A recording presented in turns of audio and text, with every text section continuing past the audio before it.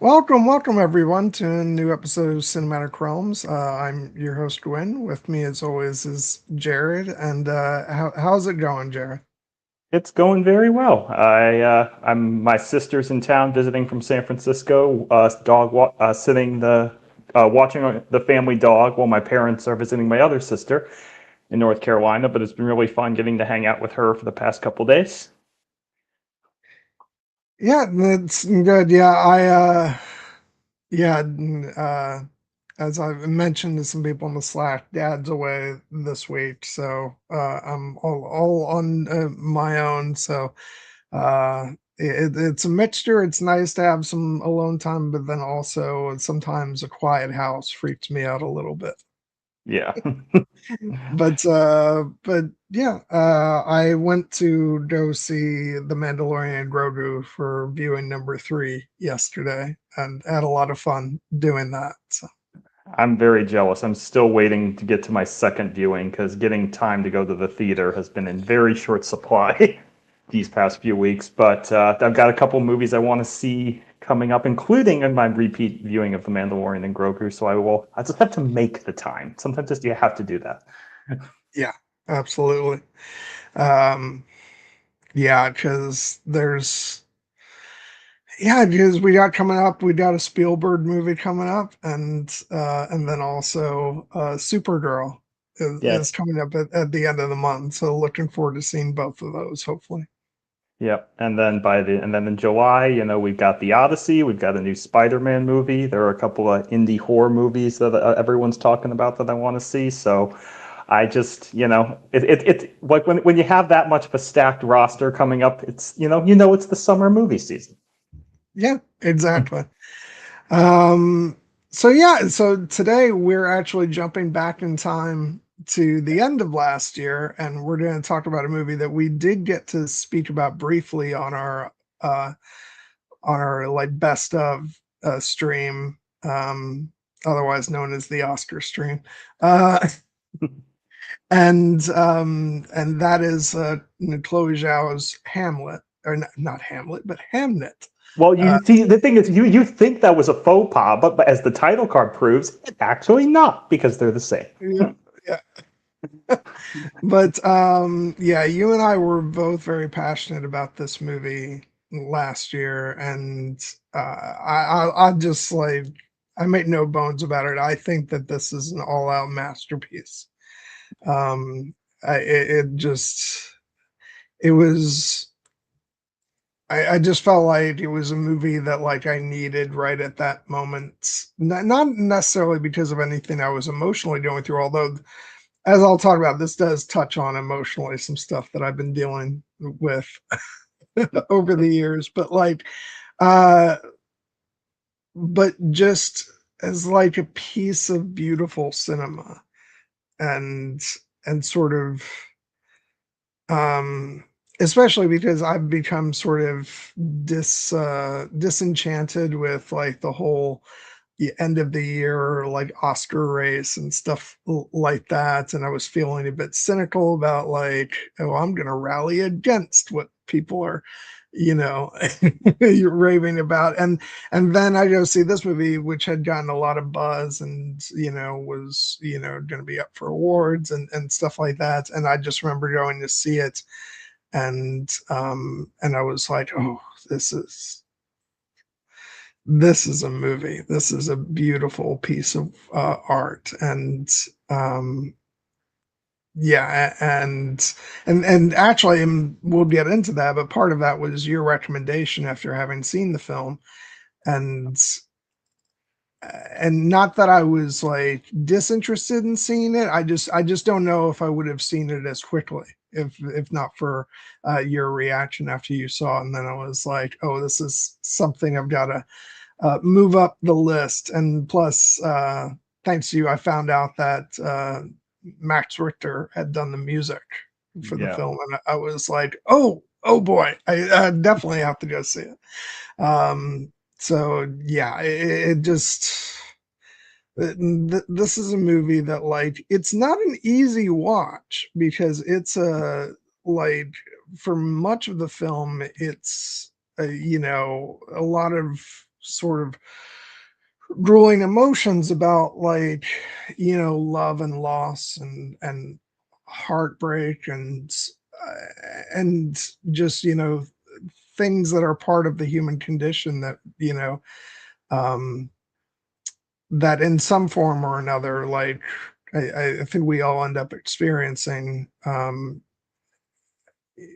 hopefully not in this exact way, but then what happens at the end of the film is just this beautiful reaffirmation of the human spirit, and and it's there's something incredibly redemptive and cathartic about the end of the film that then puts sort of all the heartache and the rest of them into, like, it almost like makes it worth going through all the trauma that that these characters endure. But even before that, it's just the performances are so beautiful, and uh, it's just, you watch these characters just, go through so much, and I just think it's one of the most beautiful films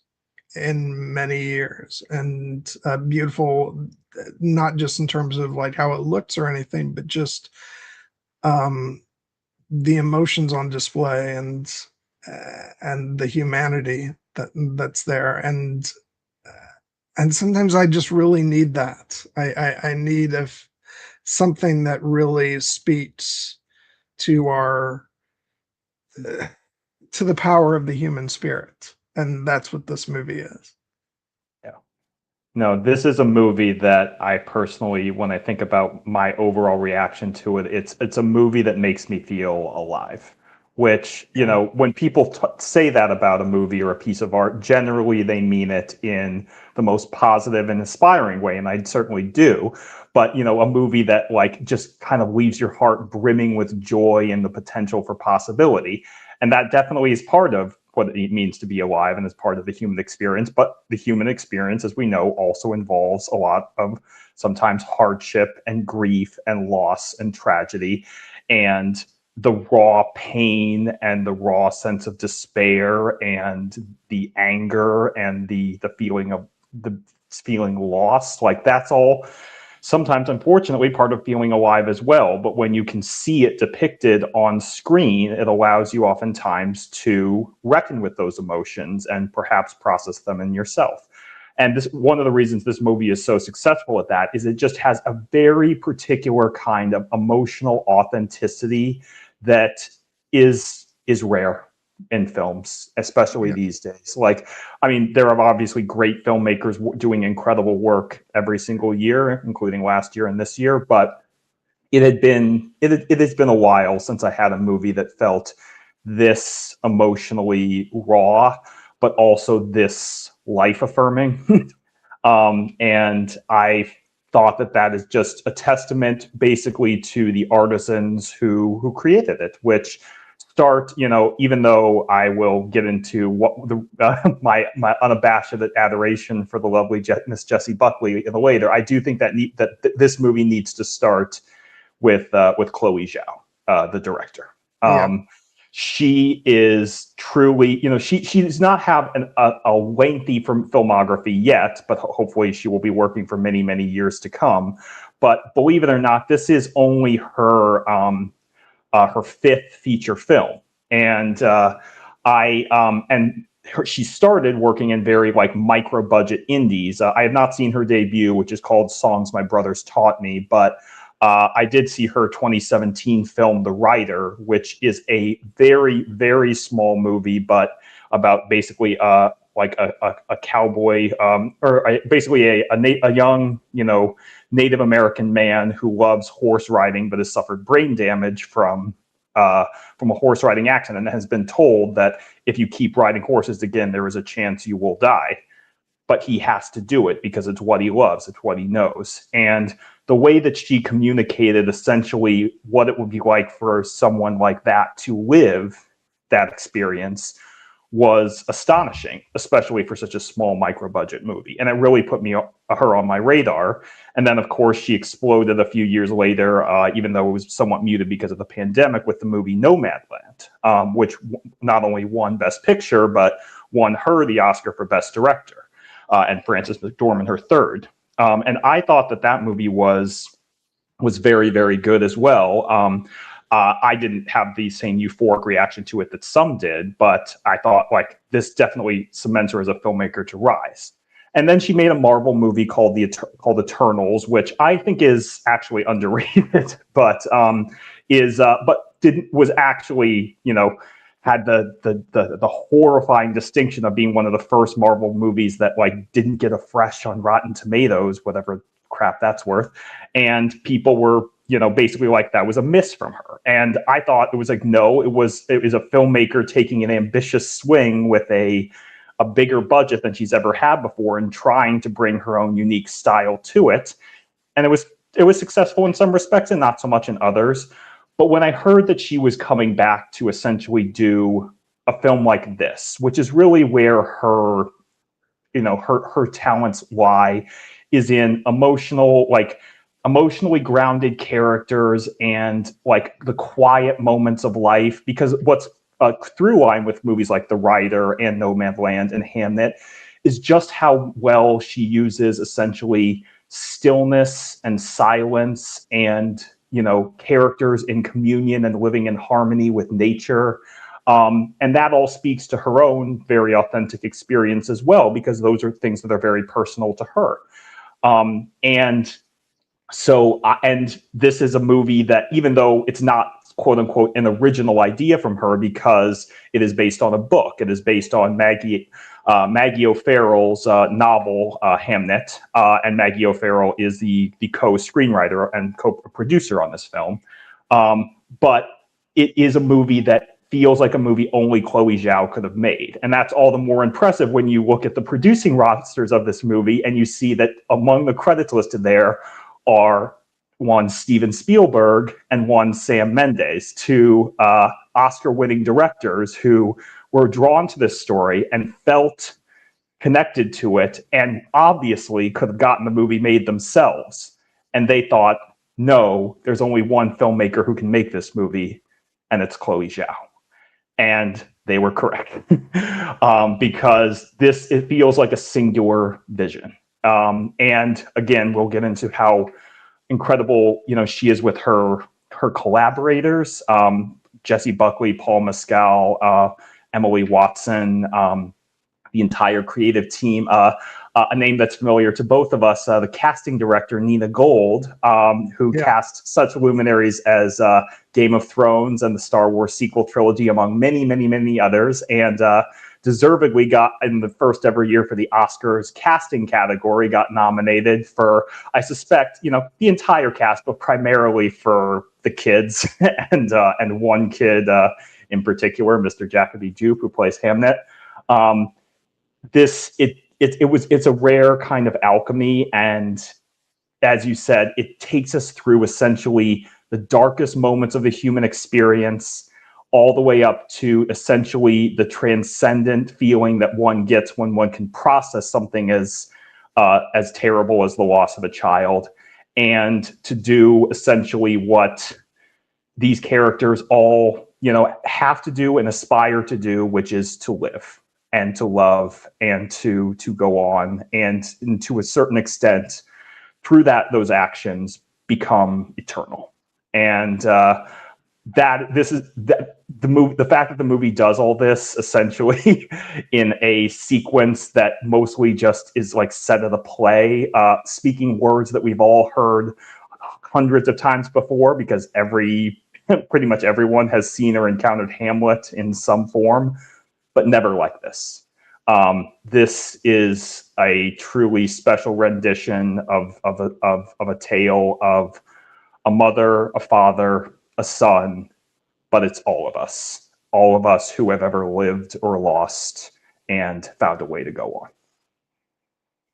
Yeah, there is that strange feeling when watching that final sequence of mostly, as much as I try to always push it to the side, there is that small voice in my head is like, could some dumb idiot film bro reduce this to, oh, they're just doing Hamlet for the last section of Well, the movie, I'm and sure they tried.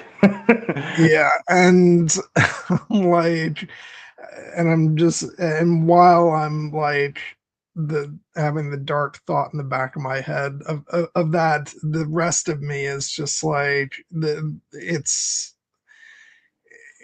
using that as sort of a backdrop for all these emotions that we've never seen before played out on screen, and just creating a sequence where somehow one of the most famous stories of all time is not the point of the scene, and that's just extraordinary that Chloé Zhao was able to accomplish that along with, her cast and crew. It just it's absolutely stunning.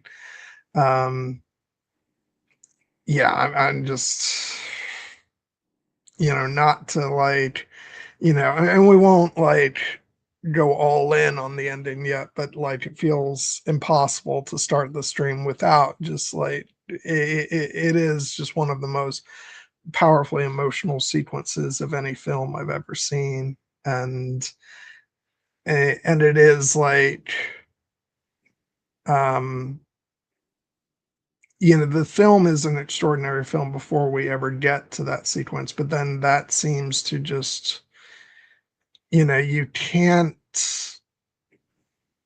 like separate the rest of the film and what it's doing from that final sequence, because it just, it what it does is something that I was having an issue with last year, but not just last year. Is, this is something that I've kind of been sort of mulling over for a few years now, is that I don't really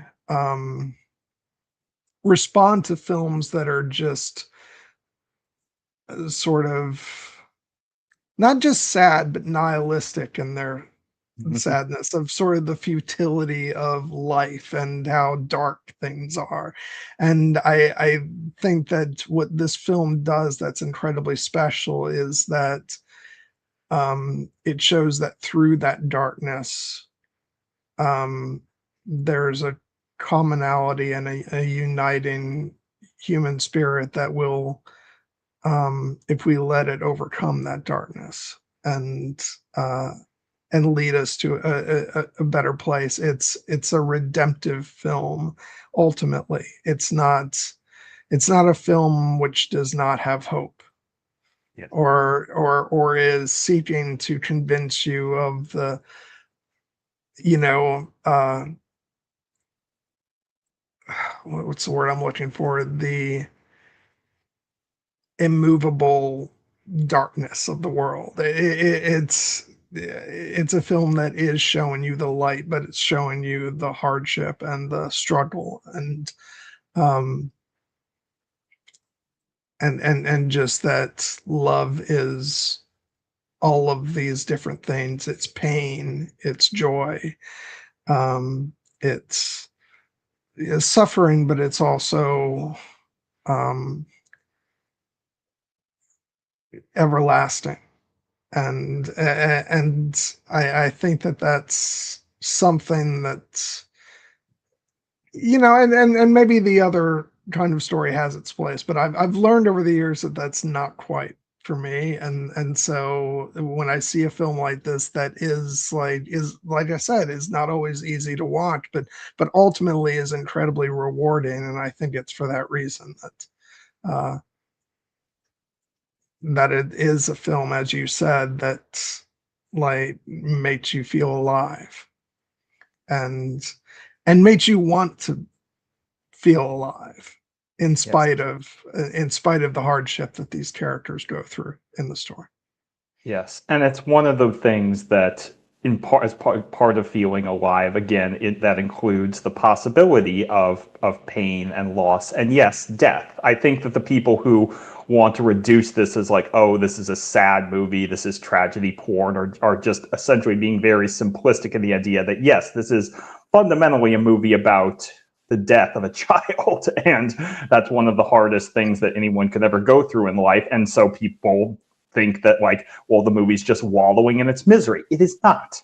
It is absolutely, the entire first, half of the movie is essentially celebrating life and showing us how life is special and precious. But it also is just reminding us, as the brilliant Emily Watson has in her monologue, like, never take it for granted that our child's hearts beat. Never forget that one day they may be gone. And it's a prospect that people don't want to reckon with, but it is something that if you do engage with it, you have to reckon with the raw, how raw those feelings can be. And this movie is, again, as I said, not only so, very emotionally authentic, it is also, in my personal view, one of the reasons I responded to it so powerfully was it is one of the least cynical movies I have ever seen in my entire life. It is so committed to emotional honesty. And for some people that can be uncomfortable and it can be scary, but that is ultimately one of the lessons that the movie not only is just telling us through the story, but it actually thinks it's important enough to put it in the text through the lesson that is repeated at least twice with first between Agnes and her brother Bartholomew, but then also later in the movie between those two characters, the idea that like what to do when you're facing something, when you're afraid or scared, and the lesson that Agnes's mother taught them and Bartholomew's mother taught him, to live with your heart open, to shut it not in the dark, but to turn it to the sun. That is a refrain that like I'd had that kind of mantra in my mind about trying to live with my heart open. Like before I saw this movie, I kind of came to it naturally on my own. But when I saw it, I'm just like, ever since I've seen this movie, like it has become associated with that in my mind, because it's that last addition to it. The simple, beautiful imagery of like, you're not just keeping your heart open, but also the idea of recognizing that there is darkness, but you can't close yourself off to that if you want to be open to the light that comes with the sun, that comes with love, that comes with connection. And this is a movie that, commits to that. And so I find that to be incredibly brave. And again, a filmmaker that that was not someone like Chloé Zhao, who, if you listen to any interviews with her, that she lives what she preaches. Like, she is constantly talking about, the connection and, empathy and, essentially, the spirit and the magic that lives within all of us. And for some people who, again, live fearfully or live cynically, they can hear that and think, well, that's a load of, hooey and nonsense.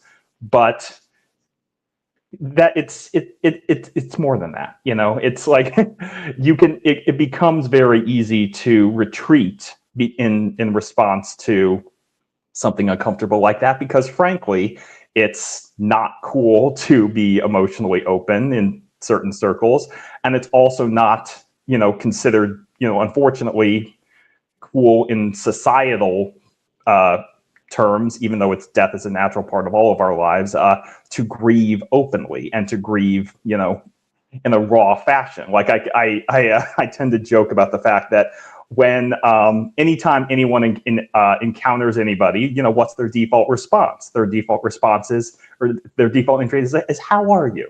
And the expected response, the societal response, is just to be like, I'm great, I'm fine. If somebody starts to say, well, actually, I'm like, I've had a terrible day at work and my family's giving me trouble, it's like people would start to be, unless it's someone you actually know and you care about, the default response is to be like, oh, shit, back off, too much info. That is a response that for a lot of the internet, that is kind of like what they would say to something like this. But you can't go into a movie like this like with that approach, or you won't get it, frankly.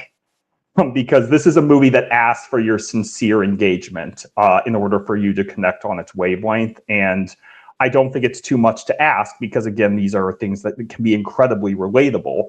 But again, because it deals with the fundamental, in many respects, hardest thing for any of us to comprehend, which is the loss of somebody that we love, you have to open yourself to the possibility of being hurt in order to get the rewards that follow. Yeah. Oh, boy, you're touching on so many things that are like on my mind, and like we're not careful, this will be a treatise on living with our heart open, and and not being cynical, and like, and we'll forget to talk about the movie. Um, but like, um, yeah, like, and to do a little bit of that, let me take a moment to say, uh, it's like, and I'm gonna get personal, and I like apologize. So, like, I mean, this is a movie about the grief of losing a loved one. So, if you're not prepared for me to talk about my grief of losing a loved one, then and maybe watch something else, but don't, please keep this going. Uh, yeah,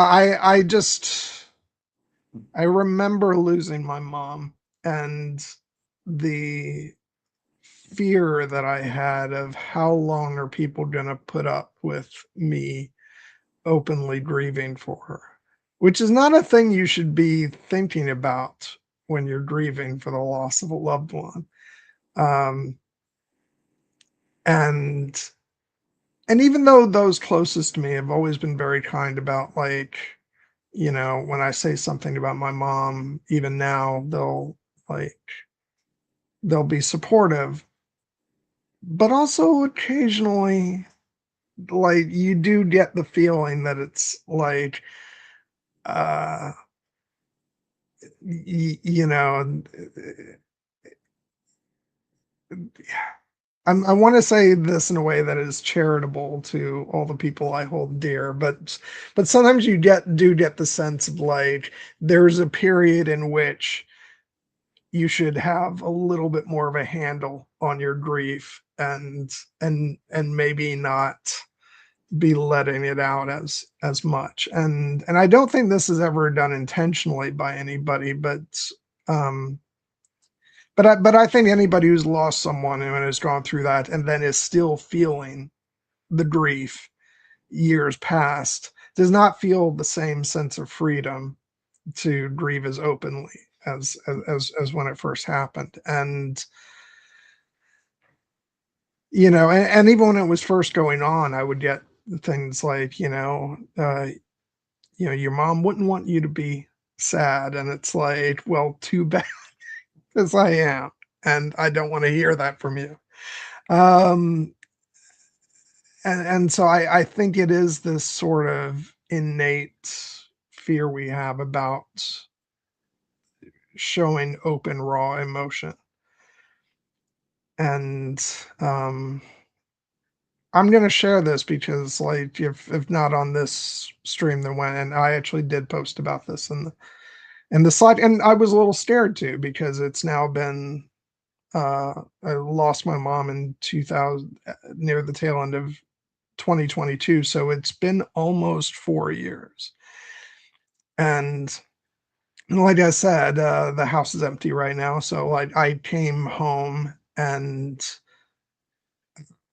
the house was super quiet, and I just threw my voice in the direction of my parents' room, and I said, "Hey, Mom, I'm home," because I just wanted to feel that for a second. And it wasn't because I thought, like, I was delusional, thought she would answer or something like that. It's just sometimes you want that comfort of that feeling that your loved one is there. even when you know they're not. And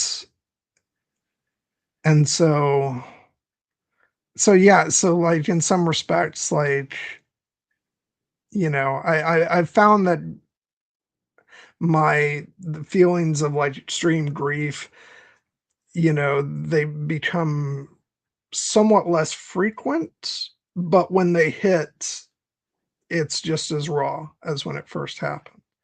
Um, and I don't think a lot of people are comfortable with that, particularly uh, if you haven't gone through that, and even if you have, because maybe you're scared to let yourself feel that much, and maybe you feel uncomfortable about it for that reason.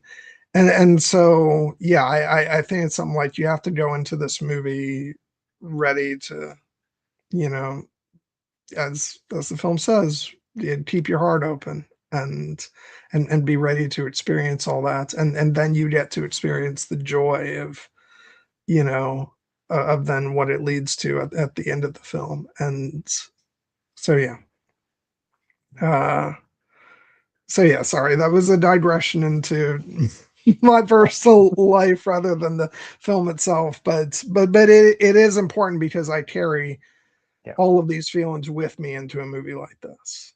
Mm-hmm. Even though it's not about um it's not in the most literal sense about the loss of a mother. It's about a mother and father losing their child.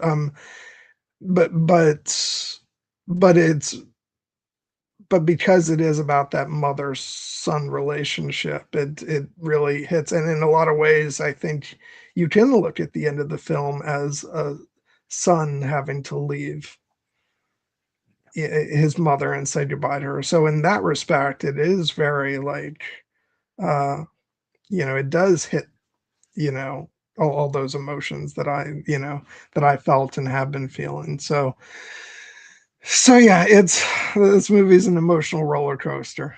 It, That's for sure.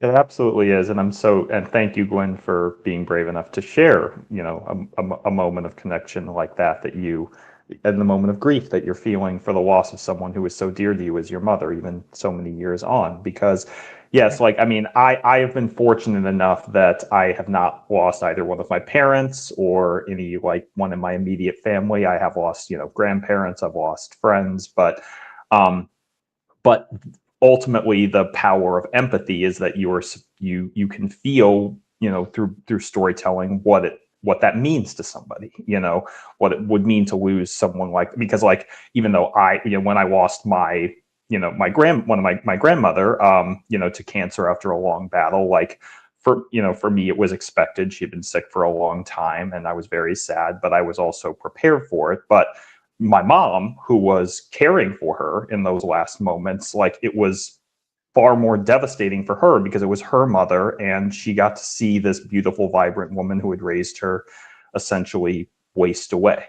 And it's something that, again, is not easy to talk about. But when we talk about movies, and we love to celebrate cinema on this channel, what we consider great cinema, or things, or cinema that we think is important. The defining connection to all of it these are stories that move us, Yes. and because as I've been a broken record on this on multiple streams, like, there's a tendency online, especially, to prove your bona fides by thinking of cinema as an intellectual exercise and something that can be quantified as objectively good or objectively bad on the quality of its writing or its directing or the way it deploys its emotional beats. And it's like, and I just have to repeatedly state my frustration with that and say that is not how movies work. Movies are designed to make you feel. Yes, you have to craft it in a certain way to get that emotional response. But ultimately, if a movie makes you feel something, it has merit, it has value, no matter how it gets there. And the truth of the matter is that a movie like this could be perfectly calibrated and, directed and, convey that in such a way that someone who has never experienced loss in their life could feel it. But the truth of the matter is that movie watching is not a passive experience.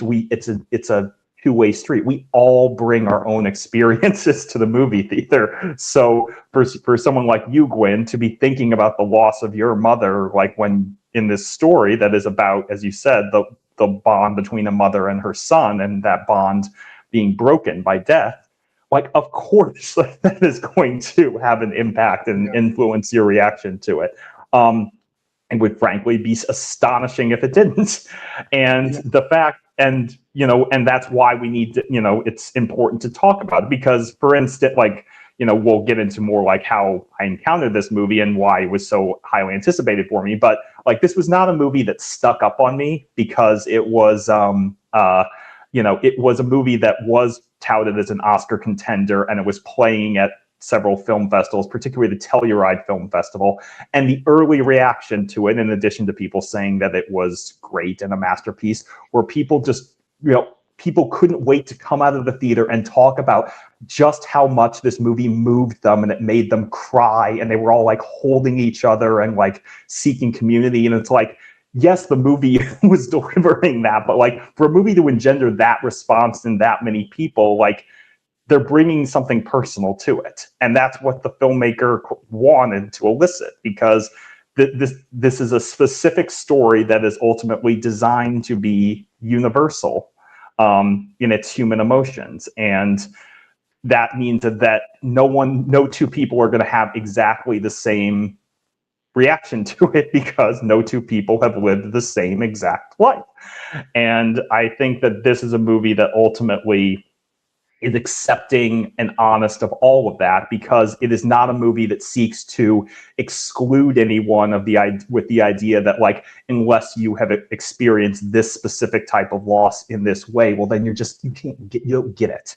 This is a movie that's like, no, this is how these characters are dealing with this thing that we all recognize, the death of someone we love. And this is how we are seeking to essentially open our arms and say, come in, feel this with us, feel your way through that with us. And if through that process, you actually can find a little bit of catharsis and healing, like, well, that's what great art and cinema at its best is designed to do. Yeah. Oh, God.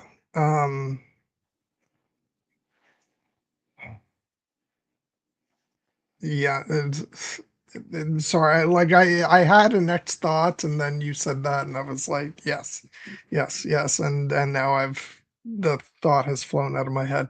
But good job, Jared. Um, no, yeah, okay. I know what I was gonna say. Yeah, what you said about people who like to think of film as an intellectual exercise. And you know what? If that's the way you absorb film, then more power to you. It has never been the way I have it, which is funny because, like, I am someone who loves to break down the technical aspects of a film and, praise the cinematography and the editing and the writing, direction. Which is funny because I've actually had, and we'll get into this more next week when we're talking about Game of Thrones, but like, I've had the sort of people sort of meeting me halfway in terms of that show, like with, well, you're very into the craft and stuff, so you're able to, like, even when the story falters, you're able to, like, appreciate all the technical aspects. And I looked at them, I'm like, no. um I mean, yes, but no, because what matters to me in terms of my response to something is, how did it make me feel? What were the emotions I was going through? Um, was I with this character in this moment as they were feeling this, and did it make my heart break, or did I soar with happiness at something that happened? And like, that is the experience of film for me. Um, The other stuff is incredibly interesting, but it's like a um I don't know how to like categorize it because it's like it's almost like it, it feels sort of demeaning to call it like a side hobby in my love of film, but it's not like the two things are, have their own place. But like, if you ask me when I'm coming out of a film or coming out of watching a television show, like, um, what was your reaction? I'm gonna tell you how I feel, and the other stuff will come later, and I'll have great fun, dissecting all that stuff. But it's no, it's the emotion, stupid. And that is why a film like this resonates with me so much, because particularly because like it's emotional on its own terms. The story it's telling is rich and beautiful and sad and cathartic and all that stuff that we've been talking about. But also, it's what am I bringing to it? I'm bringing my life experience of the loss of my mother, and so it's like, in a lot of ways, the film is like ripping my heart to a million pieces and then bringing it all together again. It's so, yeah, I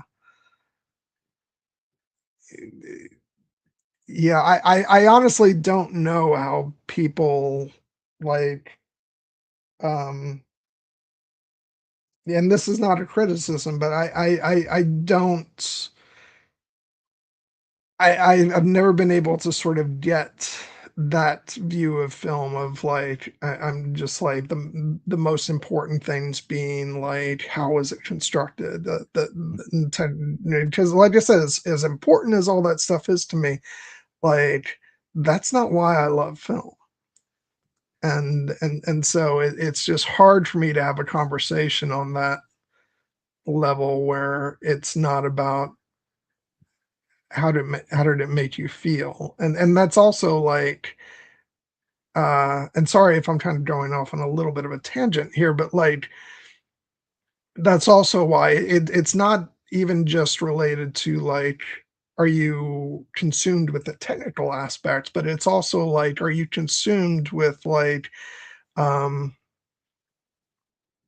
and again, I'm giving a little too much of a sneak peek of our conversation for next week, but it's like, are you consumed with the way this was done here, or like, this wasn't adapted in this way, and like, and I wanted this to happen, this didn't happen. It's like all that stuff feels very like, it's not that I don't feel that stuff, but it's like, but there's just sometimes I feel like, but aren't you just like, it's like that moment in Ex Machina, as like horrible of a person as Nathan is, where he's like, no, none of that, no, like, you know, science, or like, how does she make you feel? And like, and that's me with movies. Yeah. I want to have a conversation about how something made you feel. Yes. Yeah. And the thing is that ultimately, my theory of the case when it comes to film criticism, and again, this is more of a meta-textual thing, but it's like, I think that's how everyone engages with movies. I think it's just not everyone likes to talk about that. Some Yeah, people are a little bit too scared to essentially just say, I like this movie or I didn't like this movie because of how it made me feel, because they think that that's like not substantive enough of a way to discuss yeah, this art and be taken seriously, which is total and complete bullshit. Um, but that's basically the mantra, the mindset that pervades film Twitter, which is why I no longer spend time there. Um, I would say that all that makes it sound maybe like this film like shouldn't be talked about in terms of its craft or anything, yeah, which is not what I mean at all, yeah, because the craft, the performances, the writing, like all of it's absolutely impeccable. But I don't think you can have a conversation about this movie without placing how you feel at the forefront, because it is such an emotional piece of work. exactly. And the thing about all these absolutely stellar crafts that make up this movie is they are all in service of that emotion. Because we are Yeah. not saying that the technical aspects of of movie making aren't important and aren't can't be to a certain extent objectively quantified. Like it is true that like if you go to a movie and the movie's sound mix is not pitched properly and you can't hear the dialogue, you're not going to respond to the movie as effectively as if the sound mix was No. better. And if the movie is like if you don't think the cinematography is showing the characters in the right light to allow you to appreciate the emotion, then you're not going to connect with the story. Or if the costumes don't look to you accurate to this time period in England, like 17th century England, then you might not connect to the story as much. But like people, we didn't go to the movie to look at the pretty costumes or listen to, yeah, or I mean, yes, that is a feature, and these costumes are gorgeous, and the sound mix is great, and the cinematography is stunning, but it's ultimately, then the artisans with themselves would tell you this, it's all so that you can connect with the story. And that is an inherently subjective process. Even something like, for instance, film editing. Two people can watch the exact same scene, and one of them can say, three people, I say, one of them can say, like, that scene was paced too rapidly. I needed it to slow down. And another person will watch and say, that scene was way too fast, or it was too slow. I wanted it to speed up. And somebody else could say, that was perfect. And same scene, different tastes, subjective art. I've had so many conversations about the editing of the Lord of the Rings films with other fans of the theatrical versus extended, and depending on who you're talking to, you can have somebody saying, "Oh, the theatrical is too quick. It needs to slow down." Oh, the extended, the pacing is a mess. It feels like things go on for too long, and it's like it's just it all depends on, yeah. It's entirely subjective, and yeah, and I don't think people are comfortable with that. They're not, and that extends to what is perhaps for me this movie's single greatest element of craftsmanship, because it is a craft, which is its acting. The actors in this movie are all giving what I personally think are phenomenal performances, because I emotionally connect with all of them and can see the layers in what they're doing. But some people, there's an entirely valid read that some people might look at this movie and not feel the same level of connection with those performances, and who knows why that is, because maybe they don't have the same relationship with the actor that I do, or they're just not in the right mood that day, or maybe they just, like, for whatever reason, they're like, I don't like that actor's stupid face. It's just Well, like, well, this is really funny because this goes into one of the things of me going into this movie, conversations that we had prior to it, where one of the reasons why who knew we are going to have some laughs on this stream despite yeah, the content of the movie, is that before I saw this movie, I had several conversations with you about how, and I'm sorry, sir, you're it's an extraordinary talent, and I don't like, and I'm I'm sure you're not watching this anyway, but I'm still going to apologize. I did not care for Paul Mescal before I saw this movie. I just did not respond to his and to prior performances of his that I saw. I felt he lacked a certain charisma for me. I recognize that for like other people, he's very charismatic, and and they really respond to it. I've heard praise of performances that I was kind of a little indifferent about. Um, but then this was another one of these things. You praised his work in this film, and and I went into the movie, and obviously the star of this movie is Jessie Buckley and what she brings to it. But I was enormously impressed with his work in this, and his performance moved me, incredibly.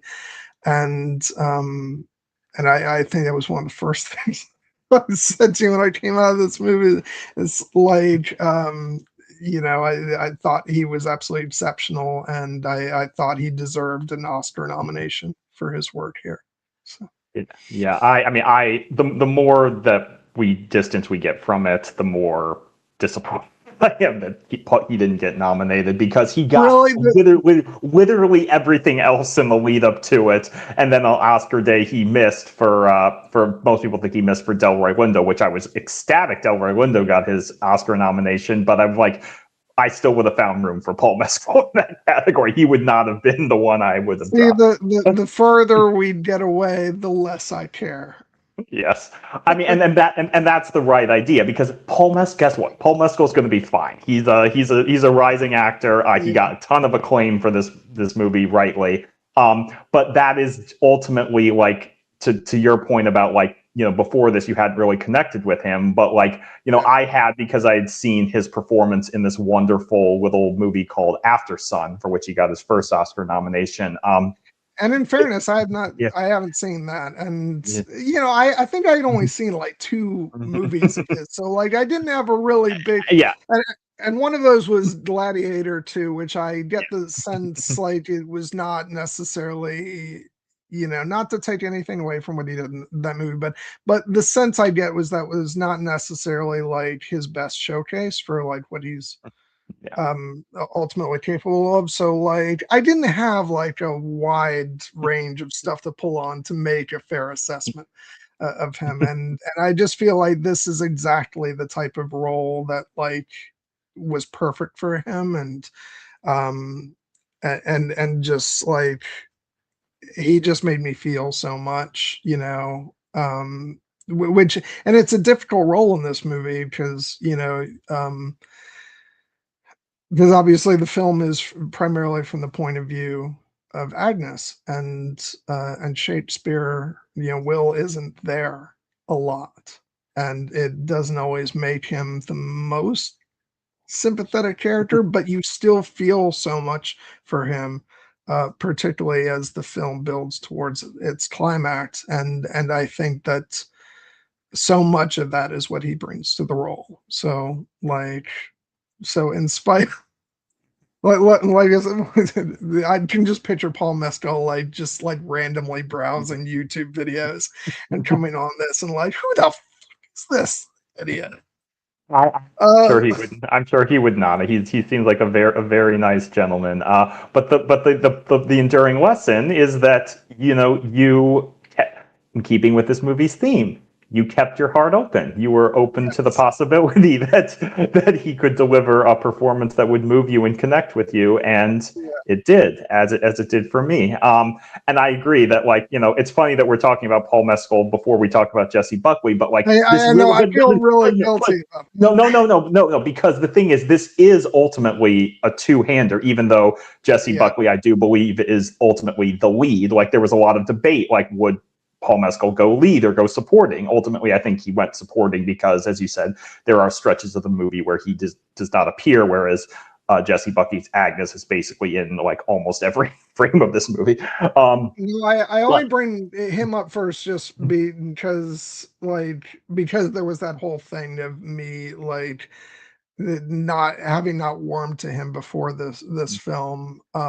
I had no such issues with Jessie Buckley because, like, I admittedly I haven't seen her in that Mhm. much either, but like I loved her from, I think the first thing I saw her in was the film she did with Keira Knightley, of course, Misbehavior, and she was great in that, and like, and you could tell by like even the previews for this movie that this was going to be a like tour de force performance Yeah. from her. So So yeah. Yeah. No, but it really is a towering two-hander in my estimation, because the role that Paul Mescal is playing, it's William freaking Shakespeare. And Yes. even though, like, one of my understandings is the conceit of the novel is that, even though it's about Shakespeare and his wife, because it's told a lot of times from Agnes's perspective, the character of Shakespeare barely gets named. And in this movie, like, we hear his name Will several times, but we don't hear the full name William Shakespeare only but once. But we know, like, that's kind of was one of the selling points. But he plays him in such a way that is so grounded and so authentic, and unexpected in many ways. Like, he has this kind of, like, swirling masculine energy that, like, you wouldn't necessarily associate with, like, necessarily a man of letters in the same way. And he's a little bit socially awkward. There's that amusing scene when he encounters Jessie Buckley and the Agnes in the woods, and he's trying to talk to her, and he's kind of fumbling all over himself. And she's like, "I thought you were a man of words," and he's like, "Well, sometimes it's difficult for people to talk to me. So what does she say? Well, tell me a story then. What story would you like? Something that moves you." And then he wows her with the absolutely beautiful rendition of the story of Orpheus and Eurydice, which is so funny because, well, not the story's not funny, haha. But like, this was not too long after the second season of The Sandman, and that story features in that show. So like, it was really fresh in my mind. yeah. When I saw this, so it was like, oh, I know that, and then which I'd like to say I would have known it anyway, but I don't know that I would have, because like there are some holes in my like love of like mythology. I like classic Greek myth. Yeah, it was in The Sandman. What I actually associate that story most with cinematically, though, is the movie Portrait of a Lady on Fire, which is what in a very similar dynamic, two characters who are falling in love. One of them does read this story to the other, and in that movie. I believe that, it's presented in a very similar way. Essentially, the tragedy of this idea that Orpheus loses the woman that he loves, and he is is given this great opportunity to essentially bring her back with him, bring him back to the world of the living, and he all he has to do is not turn around and look at her before they exit the underworld.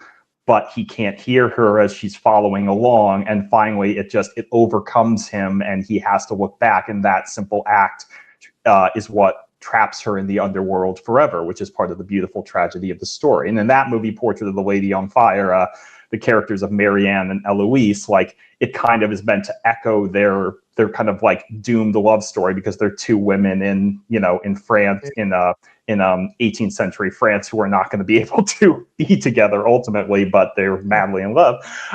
And so in this case, there's a beautiful refrain where, like, one of the characters frames the idea as, like, perhaps it was she, Eurydice, who told Orpheus, turn back around, and him choosing the memory of her over the actual living woman who had died.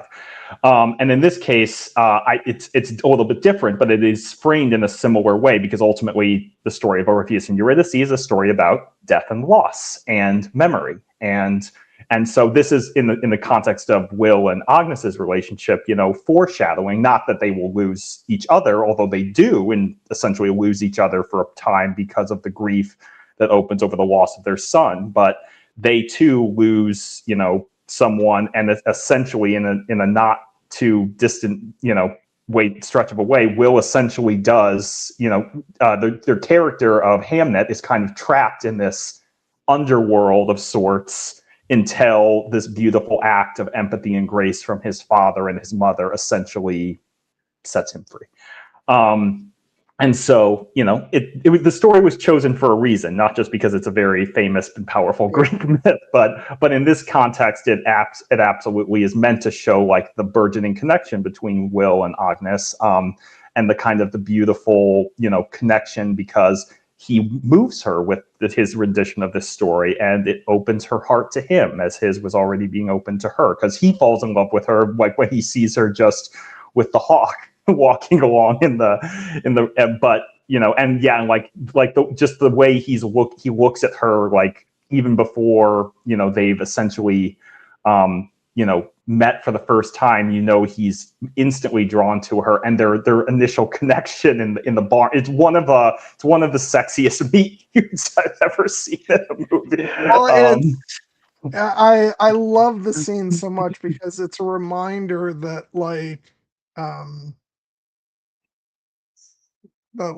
it actually kind of reminded me of a bit of all things, the love story in the Western film Open Range with Kevin Costner and Annette Bening, where it's like, if you've got that kind of like chemistry with a person in those times, like you're not going to waste time making your intentions known. It's not like nowadays. Um, it's like, oh no, we feel something. I want to be with you, and Yeah. that's it. So I thought that was great, like because they were like instantly teasing with each other, and it's just that's a beautiful scene. It is, and it's as you said, this movie doesn't have a lot of humor in it, but there is a lot of like warm, flirtatious energy in that scene where she asked him like who he is and what he's doing there, and he's basically just like, I saw you with your bird, and then he goes up to try to pet the bird, and you're kind of waiting for the bird to just like bite him because he doesn't know him, but then the bird actually likes him, and then that gives her a smile, and when he turns over, he asks her name, and she just kind of gives him that warm smile of I shan't tell you, and he's like, you shall, and I shan't. You'll tell me when we kiss, and she's like, well, we will, and he basically, but she's not like averse to him coming on to her. She clearly is feeling the draw him too, and then the moment becomes very serious when she takes his hand, and although she doesn't tell him what she sees in this moment, she presses down essentially on the vein carrying his lifeblood, and she sees, as she later says, a landscape, oceans, undiscovered countries, essentially the vast potential that this man holds and will give to the world. And it moves her, and then of course they do kiss. And then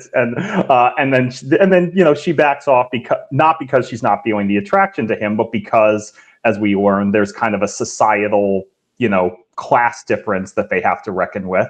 But the authenticity of that connection is so real in that moment that they clearly can't stop thinking about each other. He has to go see her, even though she's being shunned by the village because she is the daughter of a forest witch. But he doesn't care. Like I love the fact that like he brings her. He has to think of an excuse to go see her. So it's like, I brought you a new glove for your bird, and she's like, I have a glove, and he's like, okay. That's probably the movie's like single biggest like laugh out loud moment. But then it just becomes very raw and authentic. And this is the opportunity where I get to just gush about Jessie Buckley, because I have loved this woman so much for a decade. In terms of just, obviously she's a beautiful woman, but like I just think she is one of the most talented actresses we have working today. And even though this movie was, on my radar because of her in many respects, she came onto my radar 10 years ago as a complete surprise, because I've told this story before. Back in 2017, I was watching this FX miniseries called Taboo. And it starred Tom Hardy, who I knew and liked from a lot of different things, like obviously the Dark Knight and Rises in Inception, and the lovely Una Chaplin from Game of Thrones. And so when I heard, so I saw they were both in this show, and I was like, oh, I want to watch this. And the show is kind of up and down. Well, let's just say it has some good stuff. It also has some really weird stuff. And for a show called Taboo, not surprising. But my single biggest takeaway from that was when I was watching this show, this young woman came on screen who I'd never seen before in my life and completely blew everyone off the screen. And I was like, who the heck is that? And it was Jessie Buckley. And so I would marked her as, so like, well, that's an actress I would love to see her, what her follow-up project were. And after that, there were, she kind of started to work in indie filmmaking. Fun fact, she actually has an interesting backstory where she was a contestant on this British singing show where the BBC talent show I Do Anything. And you would not think one of the greatest actresses of her generation would come from that show. But again, prodigies in strange places.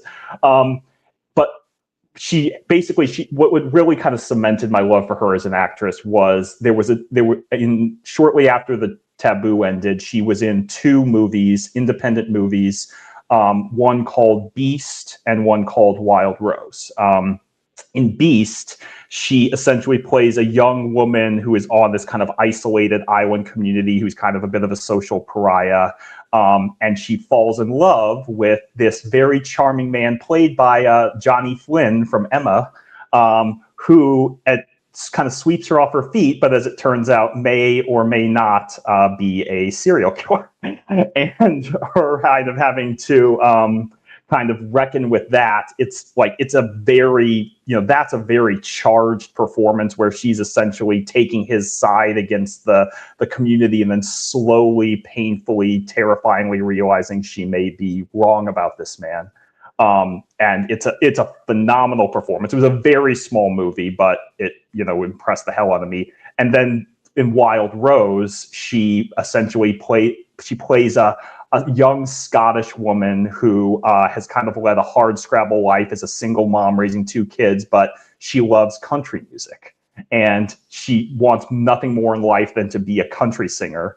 And the movie is kind of like her story about that journey. And that performance is phenomenal. Like, I thought it should have been Oscar nominated that year. It wasn't because it was too small of a movie. But that was the movie that reminded me, oh, yeah, Jessie Buckley can sing. And I'm like, Jessie Buckley can do literally freaking anything. And then she went on to, in addition to things like Misbehavior, where she's delightful, and the movie The Lost Daughter that gave her her first Oscar nomination. Men, which is very fucked. That's an advanced Jessie Buckley performance. If you got to work your way up to that one. And then Women Talking, she was great in. Fingernails is a lovely little comedy with Riz Ahmed that I love.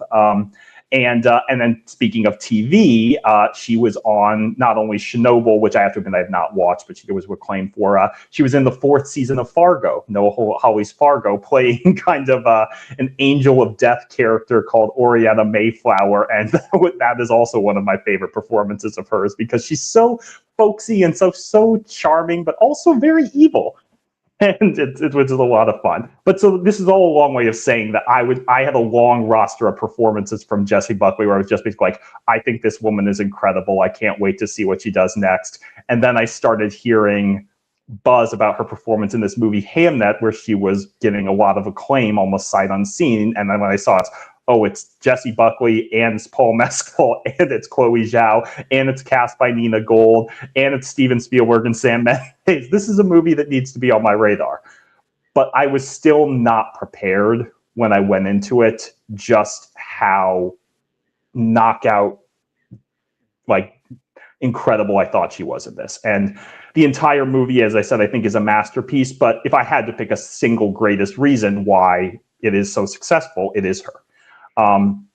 And her collaboration with Chloé Zhao, because this is this is one of those performances that is you have to commit if you're going to give a performance of this caliber, because she does things in this movie that other actresses would be terrified to do. Birthing scenes with no makeup where she's screaming and writhing in pain. scenes of essentially like pure desperation as she is trying to save her son. Yeah, the noise that the scream that she lets out when Hamnet dies is a sound that I have never heard before and has not left my mind since I've seen this movie. It's just that haunting. But then also we see, like, as we were talking about earlier, like the charm and the grounded, empathy and of this character, the fact that she's so connected to the earth and the nature, and she forms this very authentic and loving connection with Will. She has this bond with her brother Bartholomew that I think is one of the best parts of the movie, and the love that she just showers on her children, like, just it make that she loves them more than life itself. And so when she loses one, it's devastating. And then the way she plays the depth of grief, and then the final scene, essentially, the most of the emotion of that scene comes from the camera just watching her react to like, she's not an active participant in the play, she's watching the play unfold, but it feels like the most monumental thing that's ever happened to her, because it is in many respects. And I just was astonished. And I walked out of the theater, like, when I went into the theater, I'm like, I love Jessie Buckley. I think she's a phenomenal actress. They're saying she could win the Oscar for this. I hope she does, because I love her. I walked out of the movie saying, Jessie Buckley is one of the greatest actresses of our time, and she needs to win the Oscar for this. It is not negotiable. And fortunately, the Academy agreed. Yeah, I'm not going to get into that because I still have my feelings on the Oscars. I think they got this right. They did a I lot think wrong the last year. Oscars. They got this right. I always like to say the Oscars actually needed her to win rather than the other way around. Um, yeah, it's yeah, it feels so like an exercise in futility to like try and like narrow down best work in this movie, because it's just like there's so many different aspects of her performance that are just as we said, like she's does have this sort of mischievous nature like early on in her performance. I like like I think one of my favorite, like, and it's kind of a shared performance moment, is when it's revealed that she is pregnant with Will's baby, and like everybody else in that room is so livid, and the two of them together have this like smirk on their faces because they're happy. But also it's kind of like that sort of, they're these mischievous little kids who have done something naughty. Yeah. And like they're just, sort of they're excited about the fact that, there's gonna be a baby, but also just sort of like there's that element of like doing something that everybody else is mad at them about. And uh but then also like early on, like as much as there's flirtation between them, I like her sort of the way she has her guard up around him. Like I don't like, she expects to be judged by because of how she's viewed and who her mother was, and so I don't think that she very easily is letting this guy in. It looks like he is trying to be nice, and then he likes her, but almost like she's sort of challenging him a bit to to like prove it. Mhm. And and then like there's that part of her that is just so supportive when they do get married. I know that's like, it can potentially be, when you say supportive, that can and not sound great, but like I think in the context of this, like she understands that there's like two parts of him. There's the part of him that absolutely loves their family and will do anything for their family, but that there is this, part of him that is never going to fully be happy because there's this creative force in him that needs to be let out. And I think it's exceptionally brave of her to let him go off and do that. Um and then there's the strength and resilience and the pain of, when she's, you know uh giving birth to the children. And I like, we'll just be running through these sequences because like I kind of knew that this was not going to be a movie where we like do a chronological discussion, because it's so much more about the emotion of the story than like narrative beats. But I do want to take a moment to just talk about the birth of the twins, Yeah. and particularly when it seems like um Judith is when still. Judith is stillborn, and just her refusal. And like it honestly, because we just have been talking about it, it very much reminded me of Claire and Outlander saying, give me my baby. Yeah. And like, and just the fact that, she holds Judith close to her, and then Judith, wakes up and and starts, making noise, and the joy of that moment. That's what we're talking about. Like, there is a lot of sadness in this film, but like the joy doesn't just come from the end of the movie. There's moments of joy throughout this film, and this is one of them. It's like, I I had seen the trailer. I knew there was going to be sadness to follow, but in this moment, it's just this, like, she's being told that her daughter is dead, and there's just this refusal on her part. And then, and then, like, in a way you could look at it, because there is some aspect of the story that is in the spiritual and the mystical, and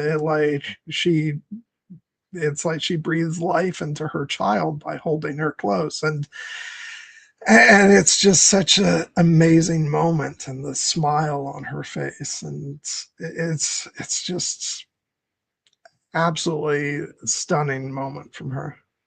Yeah. No, I mean, well, I do think that her single best scene in the movie is her reactions to the performance of Hamlet at the theater. Like, I would not argue with anyone who would say her performance in the childbirth scene where she gives birth to Hamnet and Judith is her best scene, because the depth, that she goes to in terms of, again, depicting like the raw agony of difficult pregnancy that is not going well in 17th century England, where they do not have a doctor there. It's just, midwives, and they don't know that she's pregnant with twins. And she was yearning to be out in nature, where she delivered her first child very successfully. But now she's being trapped in the house, and her husband's not there, and her own mother died in childbirth, and she's playing all of this, and you're keeping track of all of that, even as she is, moving from beat to beat, talking about, like,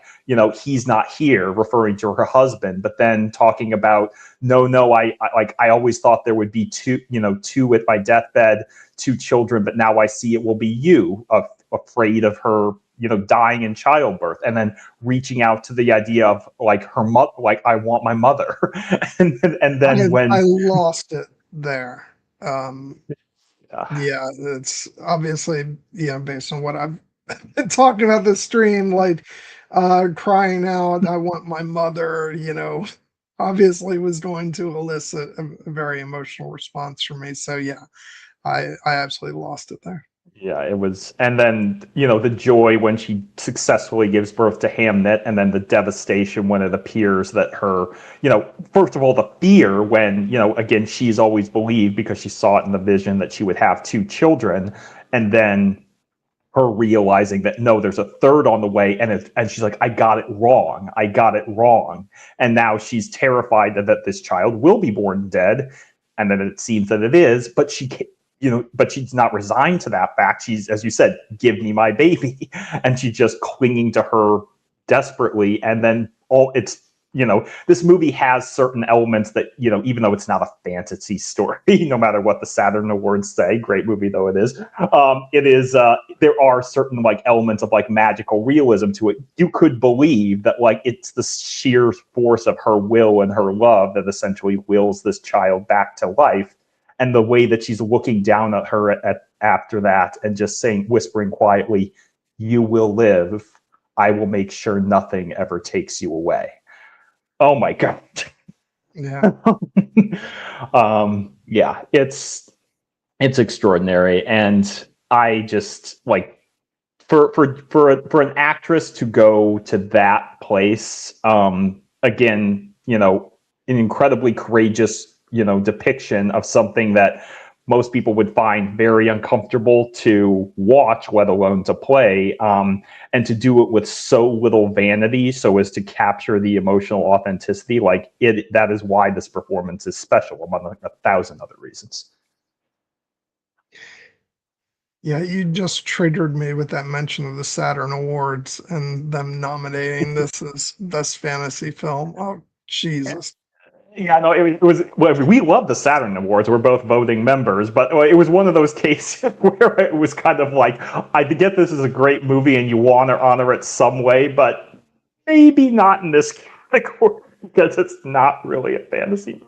I was ready to throw things across the room if that won over Wicked for Good in that category. And I love this movie, but like it was like it's not a fantasy movie. Uh, Yes. but yeah. Um yeah, it's oh god.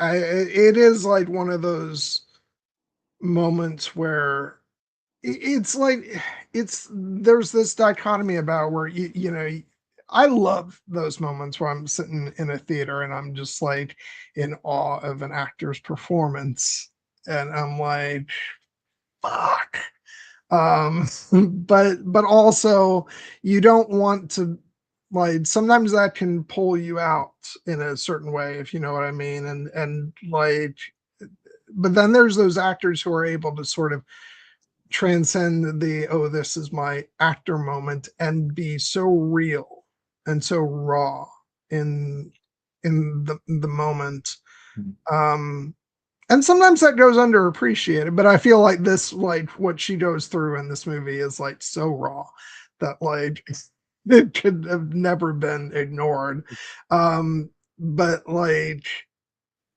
you're the actor is making this connection with you that makes you feel like you're not watching a performance. You're watching a mother, you know, struggle, you know, with all of her might to you know to just uh, get through this, deliver her children, keep both of them alive, and it's just and the same could be said of then when she loses Hamnet. You know, the raw emotion there. It just sometimes actors are able to transcend sort of the acting of it all, and they are just being, and that's the way I feel about her performance in this film. And um, it almost feels like there's this sense of you almost shouldn't be witnessing Yeah. somebody going through this and I just feel like when that happens it's such an incredible experience as a viewer Yeah. um so like yeah grouchy as I may be about the Oscars I'm not gonna not be happy for her. that she got the accolades for this movie because it's an absolutely spellbinding performance. It's one of my favorite Best Actress wins ever, and so well deserved. It was my favorite performance of the year by any actor last year. And but it's also, as you said, it's a performance that defies like stereotypical conventions. Like you mentioned the idea that like, you know, when she's supporting her husband's decision to go off to become, you know, to become a playwright in London, like she certain people might say that falls into the film and TV trope of this supportive wife character. Like, and if this movie was much more about William Shakespeare the playwright, it would, because the Yeah. movie would essentially follow Will going off to London, and it would just be like, it's okay, his wife is okay with him doing this. But the movie, because this is ultimately really centered around Agnes's perspective, frames it as like her act of sacrifice and her act of love for her husband and what they share. Because one of the reasons she fell in love with him in the first place was because of his essential, you know, depth of emotion and his passion and his ability to tell stories. And she can tell that like that is what he was meant to do, and that is why his great gift, and it's killing him that he can't give it to the world because he's stuck in this town working, making gloves for his father, like his abusive father, frankly, you know, in a essentially in a, you know, in a situation where he feels stuck, he feels lost. And when she has that conversation with her brother Bartholomew that like he needs to go to London, even though they're now expecting, you know, another child along the way, and her brother basically, you know, says like, if you send him to London, you'll lose him, like not to another woman, it's implied, but like basically to his work and to his life. And she's like, I'm already losing him, you know, this is, you know, this is what he needs. And so it's an act of love for her that, you know, she lets him go. But of course, like one of the things that makes it so rich is that, again, she is the one who told him to go, and that is the reason that he is not ultimately there when their son, when first their daughter and then their son gets sick and their son ultimately dies. And then she rightly, but also somewhat, you know, tragically and ironically, resents him bitterly for it because he wasn't there.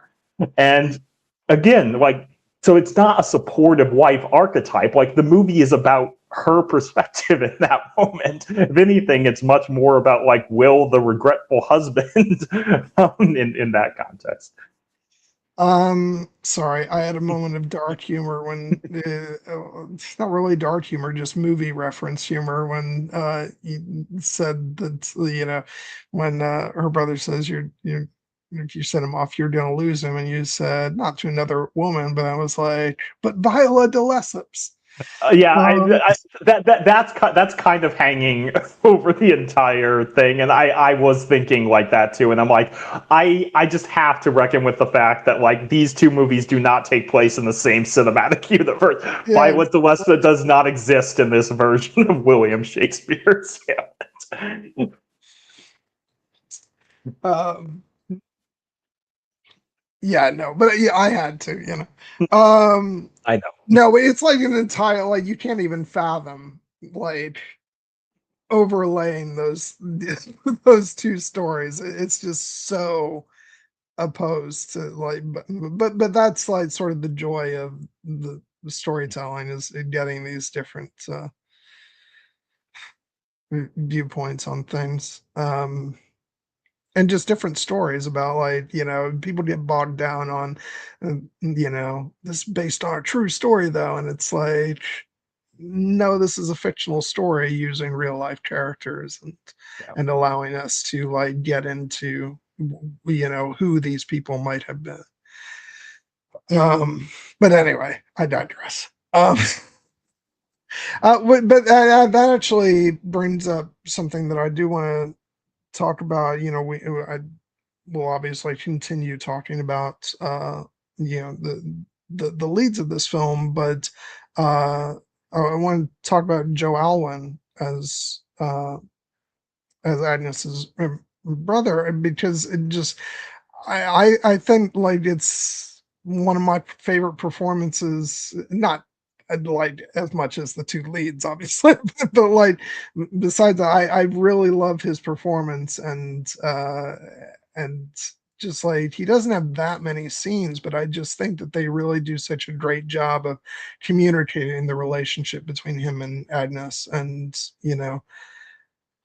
and like that he cares about her and he wants what's best for her, and so he's like, well, I'm not sure I want you marrying this guy.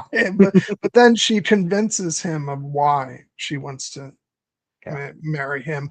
And then he says, then marry him, you shall. Yeah, And I love him in this movie. I think he's great, and I think he's essential because he is essentially very. I mean, he is definitely like there to support Agnes's character, but that he does in truly wonderful fashion because he is I think it's implied he's meant to be her younger brother, but of course because he's a man, he inherits the house, and so yeah, she needs his permission to marry, which is again a societal constraint that we've mercifully grown out of. But the love between these two characters is just so obvious and warm and real, even from the very onset when when she comes in after having encountered Will in the forest, and her stepmother is basically like, where the hell were you? I went to the field, you were not there. And she's like, yes I was. Bartholomew, back me up. And he's like, she was there. And it just he gets the sense that like these two are like full brother and sister, and they recognize they're united against their stepmother in that way. And I've said before, I'm a sucker for having two younger sisters myself. I'm a sucker for a good brother sister story in cinema, and I love the fact that he when he has the prospect of like questioning why she wants to marry Will, it's not because he's like, well, this guy doesn't have has a low social station. He says like, why would you want to marry a pasty faced tutor? But he's not worried about her prospects. He's wondering, will he make you happy? Will yeah. he treat you well? Because that is what I want for you. And when she tells him, like he's got more inside of him than any man I've ever met. And he loves me for who I am, not who I'm supposed to be. And as you said, the beautiful, then marry him you shall. And the fact that this is when they, in addition to the great keep your heart open, shut it not in the dark, but turn it to the sun, but also the chant about mugwort, Una's plant that they learned from their mother and recite together, and the way she kind of just like is hanging on his arm and smiling as they're doing that, and he's smiling. It's like it's so good, it's so authentic. And this is another case of like bad faith internet discourse, like just wash it away, because when most people hear the name Joe Alwyn online, they think Taylor Swift's ex-boyfriend that she wrote all those songs about, and I'm like, this dude's a really damn good actor. I actually did not know that he was one of her exes. Like, but I don't know that much about Taylor Swift to begin with, so that is not surprising in the least bit. But also further indication that I am not always glued into the pop culture sphere. Um, no, I remember seeing him in a number of other period films. I know he was in The Favorite, and I feel like there was something He else. was in The Favorite. He was in Mary Queen of Scots. Yes, yeah, He was in Harriet. He was in actually The Brutalist as well. yes. So Oh God, thoroughly creepy in The yeah, Brutalist. which again, Um, actors have range because he is most definitely not in this. yeah. Um, so yeah, that's the context that like I brought into seeing him in this movie. Um, yeah, and I love the role he plays in the end of the film of just sort of standing behind Agnes at the play, and not only sort of help because she's like sort of dealing with the emotion of like, what the fuck, this doesn't have anything to do with my son, what are they doing? And he's very patiently like explaining what's going on in the story, but also I love watching his reaction to the play as it unfolds, and and just the emotion on his face. and I think it's really a brilliant, probably underappreciated performance in this film. I think he does beautiful work. Yeah, no, I would have loved to have seen him get more acclaim for this performance. I think it's, it's a very, it's not a small role because he's throughout the movie, but it's a very understated and quiet role. But it's so important, especially as you said in this scene where, when Agnes has basically become unmoored by her grief and is feeling so lost, like he really becomes her rock.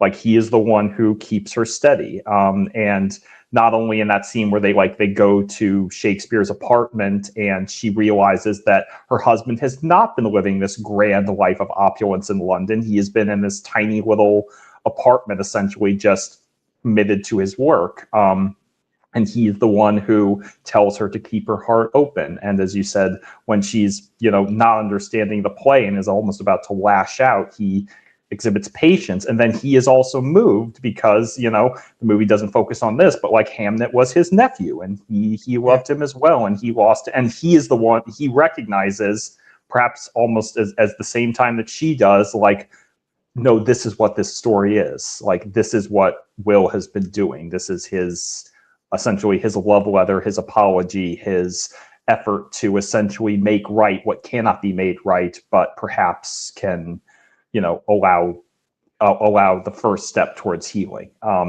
And it's like, again, in that final sequence, it's almost entirely dialogue free on his part, as well as hers. But just the emotions that are going through his face would be enough to break your heart as well. Yeah. And going over to another one of the supporting actors in this film, we have the great Emily Watson. Yes. Who is not playing an easy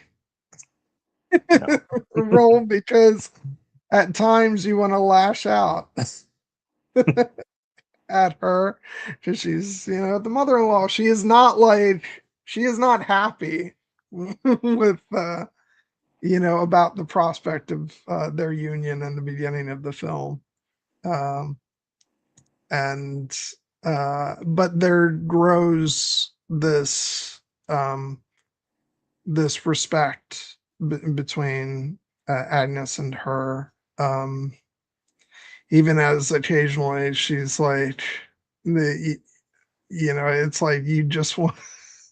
There are moments where you're like, God damn it, just like, when she's wanting to take the baby away from Agnes, and and like, it's like, let her have the baby, god damn it.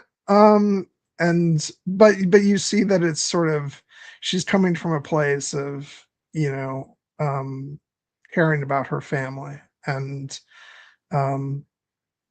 wanting to not only like take care of them but also prepare them for a world which she has experienced, and loss that she's experienced. And so I think it's a really good performance, and but I think like she is sort of made at first to be sort of antagonistic towards Agnes, but I think it's, I think what we end up with is a really three-dimensional character who Agnes does depend on a lot. And and so yeah, I thought it was really good work, even if sometimes I would just want to be like, damn it. Yeah, no, she is she's a frustrating character in the beginning and at certain points throughout the movie, but the movie really does wonders to give her like a sense of empathy and let you know that she is ultimately a good-hearted woman who does come to love Agnes as she loves her son. Emily Watson is obviously a legend who is a long filmography. Jesse Buckley has spoken of her with reverence in multiple behind-the-scenes interviews, because I believe they've worked together on things like Chernobyl.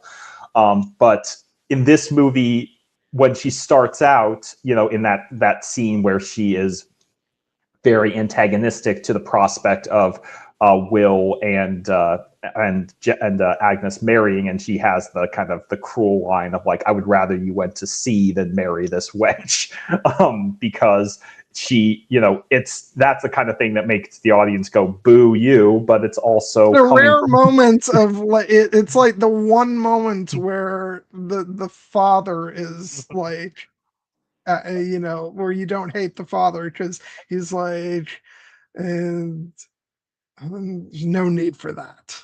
Yeah, well, we'll get to the father, played We'll get by to him. David Wilmot, because he has other motives also for wanting to get married. Exactly. But in particular in that scene, like it's coming from a place of love for her son, which is coming out as hostility to Agnes, because again Agnes has this reputation as the daughter of a forest witch, and her mother, and Will already has kind of tenuous prospects because he's, not really taking to the family trade and has an expensive education that they're trying to pay for. And she's basically like, you can't marry her. Like she has trapped you with this with this baby, which is I kind of think actually she kind of did, in the sense that I think they were both in on it. But there's that great moment when Will is like, I wish to be handfasted to you. No one else will do. And he's like, I don't care what your mother or your brother and your stepmother are going to say. And she's like, but like your thought parent folks will never agree to it. Hang on, wait, come with me to the shed and make love for the first time. And it's very, she got herself knocked up, and but it's okay because they love each other and they want to get married and they want the baby. But it makes it all the more rewarding when we don't really see Mary Shakespeare start to soften towards Agnes, but by the time that she essentially comes to help Agnes with the pregnancy and tells her like, no, you can't go to the forest to have your baby, and at first you're like, well, that's another like cruel, stifling act because she wants to be out with nature where she delivered her first child, but Mary is right. The river is flooding. She can't get to the forest. And then the moment that really kind of turned me on her character in a good way was when Agnes is despairing and frightened, and then Mary just kind of takes her in her arms and kisses her forehead, and you can tell that against all odds she has started to come to see this woman as her daughter, and she is fulfilling the role of the mother figure that Agnes lost. And when Agnes is, yeah.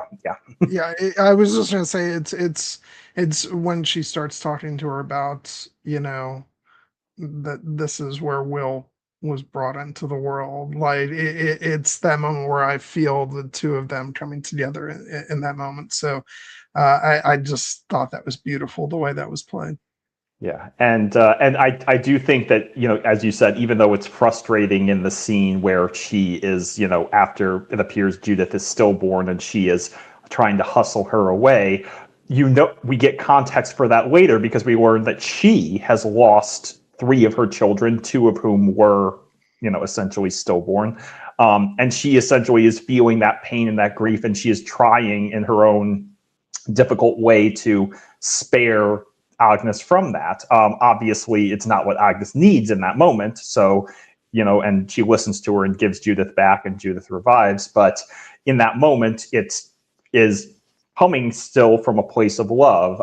And obviously, her Emily Watson's, signature scene, her Oscar scene, even though she didn't get Oscar nominated, if you will, is obviously the speech that she gives when it seems like Judith is dying, and Susanna, the eldest daughter, is talking to her, and she asks like, you lost children as well, and she gives the speech that essentially, your mother's trying to keep a grip on her child. It won't work. What is given may be taken away at any time. We must never let our guard down. Never take for granted that our children's heart beat, that they draw breath, that they walk and speak and smile, argue, play. Never forget for a moment that they may be gone. That scene was in the trailer, but in the movie, it just, oh my God, did it hit me in the feels. Yeah, I will admit, like, and like taken as a whole, like, I like it's very obvious, like why she's saying that, having gone when she goes, and ultimately she's right as it relates to Hamnet. Yeah. But at the same time, even watching that, there's this part of me that's like, she's trying to hold on to her child. It won't work. And it's like, it's a really harsh Yeah. thing to say, especially to the sibling of the child who's close to death.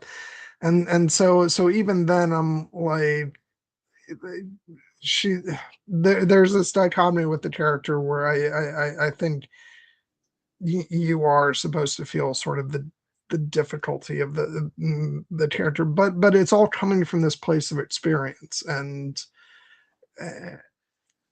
and but then you're like, oh, but she does hold on to Judith, and then it's unfortunately, what ends up happening is they lose uh Hamnet. But I don't know. I don't think it's contradictory. I think like there's many parts that throughout it's not like, there's one point in the movie where her character like turns a corner and she's sun and roses. It's like I think there's an element of her that's continues to be sort of difficult for the audience to like always be on board with, because this is someone who has endured a lot of loss and gone through pain, and so um but I think she's trying to prepare, um you know to prepare everybody for the harshness of Yeah. life, and what can come. So yeah, she's as you said, she can be difficult at times, but ultimately, I think it's a very amazing character, and you're right that from a performance perspective, that like that whole monologue is just really really good. It's another moment where the camera just fixates on the actor's face and lets them deliver, and just the stillness of that is what gives it its power. And I will just say, in terms of her performance, like, or in terms of like her attitude, like, it all goes back to, again, this movie's central theme of keep your heart open. Like, because Mary is a character who has lost, children, and knows that the world is can be a dark and difficult place. She is in many ways not living with her heart fully open. She has started to open her heart to Agnes, but she is standing there like rapt in attention, ready to close it off because, the slightest moment, no, that rather than face once again the overwhelming pain of losing, in this case, her grandchild. And it's coming from a place, as you said, of experience, because in this time, unfortunately, in this 17th century England, death in childbirth was a tragically common thing, and so it was always a risk anytime a woman went into labor. And because she has seen it and experienced, not only seeing women die in childbirth, but seeing babies born dead, or terrible complications ensue. She is understandably, like, she does what anyone would do in that situation. She's armoring herself, and it just means that she might not be as emotionally open as certain characters need her to be in that moment, or as the audience needs her to be, because frankly, like, yes, like, you can understand that in this time, like, it's dangerous for to be in with child, and to be giving birth to a child, and it's dangerous for the child as well. But it's different when it's your child, and it's your child that's sick and dying. Like, so in this moment, like, we are obviously meant to be with Agnes, and what seems like her, like, almost like desperate, fanatical need to save Judith. Not only because it's her child, but because, as it's established, like, Judith Agnes has always had a particular fear for Judith because Judith was almost stillborn, and then it's hinted she has been kind of, in certain respects, sickly. She gets congestion in her chest every year, and the entire one of the main reason Agnes does not want to move to London, in addition to just not wanting to be away from the forest and nature, is because she's terrified that the air quality there is so bad that Judith will not survive. And so now she's faced with the very real prospect that Judith has come down with the plague, and she is essentially employing all of her healing arts. And because, and they work to a certain extent, but the movie does something rather beautifully ambiguous that we can talk about more, which is essentially, if you want to believe that it's Judith, Agnes's incredible proficiency with the healing arts that saves Judith, the movie gives you reason to believe that. Or if you want to believe the more mythical explanation that Hamnet essentially gives his life to Judith to protect her and allows death to take him instead, I think the movie supports that interpretation as well. And I kind of think it's both. Yeah. Oh God, that's just like, you just, when Hamnet goes downstairs, you're just like screaming at the screen. You're like, please just go back to bed, Hamnet. Yeah. Yeah. Yeah. I think I tend to. It's interesting because normally we'd approach a film like this,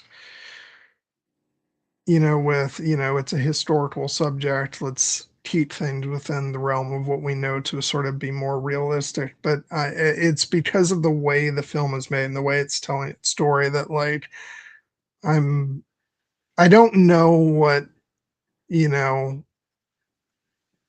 if like, Hamnet actually, like, you know, like death tapes that, exchange, or if it's just the way it ends up. But I prefer to think that what uh Hamnet himself is experiencing, of like being sort of in that in between place between life and death, that then resolves itself, at the end of the film, with getting to basically say goodbye to his mother. And like there's a part of that I'm willing to like go along with and buy into the reality of that.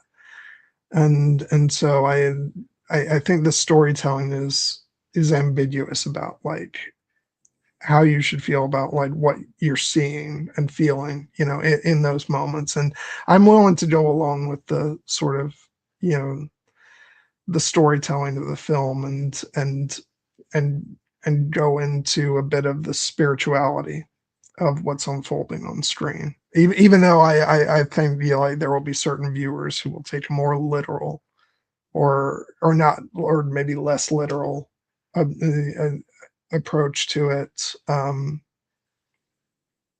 because I do think that, like, there's just something strange that happens when you lose someone that, like, you know, I had a dream about my mom not too long after she passed away, where it was a moment of like sitting by her bedside with her that felt like it was actually her reaching out to me. And, I know there's a lot of people who would sort of brush that off as, well, you were dreaming about her. Of course you'd be dreaming about her. But then I'm like, well, yes, but I've had dreams, and there was just something different about this. And so I think that, and whether you want to believe in that sort of thing is entirely up to you. I but I do think there's a part of myself that was willing to accept the sort of reality of the film being presented to me, that's like that there was something almost mystical going on. And with Hamnet's passing, and and what he's shown to be experiencing, and then what his parents experience at the end of the film. So, but it's an entirely subjective thing at the end of the day. I don't know, but the movie is consistent with it. Yeah, We had said earlier, Hamnet is not a fantasy movie, and it is not. yeah. There is no like true like magic, like healing potion or spell. But it's also not like a rigid historical biopic. It is in many ways it kind of has like a dream-like quality to it, and in that within that liminal space, there is the idea of like dream logic and the idea that things like kind of at twilight, when the day and night are kind of blending into one another, that you can see things that perhaps you would not otherwise see. And I do think that that is kind of what the movie is leaning into, with the idea of kind of Hamnet in this kind of liminal space between life and death, that, as we later see, takes the form of the stage that his father will essentially stage the play Hamlet on. And in the like in those moments when death is close, like the idea that certain characters can feel it and see it, like when Hamnet is lying down beside Judith, he looks up into the corner, and the camera doesn't show it, but we see him looking, and he sees his eyes go wide, and he's like, he's here. And he's referring to death. The specter of death is waiting to take his sister. And so that is the moment when he says, he moves her, he actually physically moves her to the other position, and then he lies down next to her and is like, it'll make a mistake. It'll take me instead because it can't tell us apart. Well, and I think it's very important that the camera doesn't show us what he's seeing.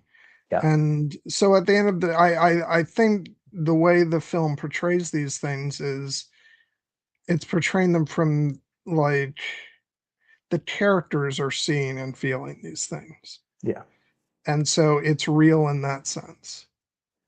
Yes. Um and so when it comes to these things, it's we're getting it from their subjective point of view, and not like an outside objective, like, oh, they're imagining this, or it really is happening, or like it's from their vantage point. And I think that's definitely the way to play it, because this is like, it's also a way of like, because now we're in sort of, and I get this largely depends on like how religious or spiritual you are, but we kind of exist in this, what we like to think of an enlightened age, not always the case. But like, but if you think back to the time in which the story takes place, I think like for these characters, like it's not something that they're going out on a leap to, that requires a big leap for them to believe. This is actually part of their reality. It's a deep part of their belief system of like, you know, the fact that like, that Hamnet is going to the afterlife. Mm-hmm. And um we can have a modern day like discussion about that, but it's just would have been different in at this point in history, for these characters and what they believe.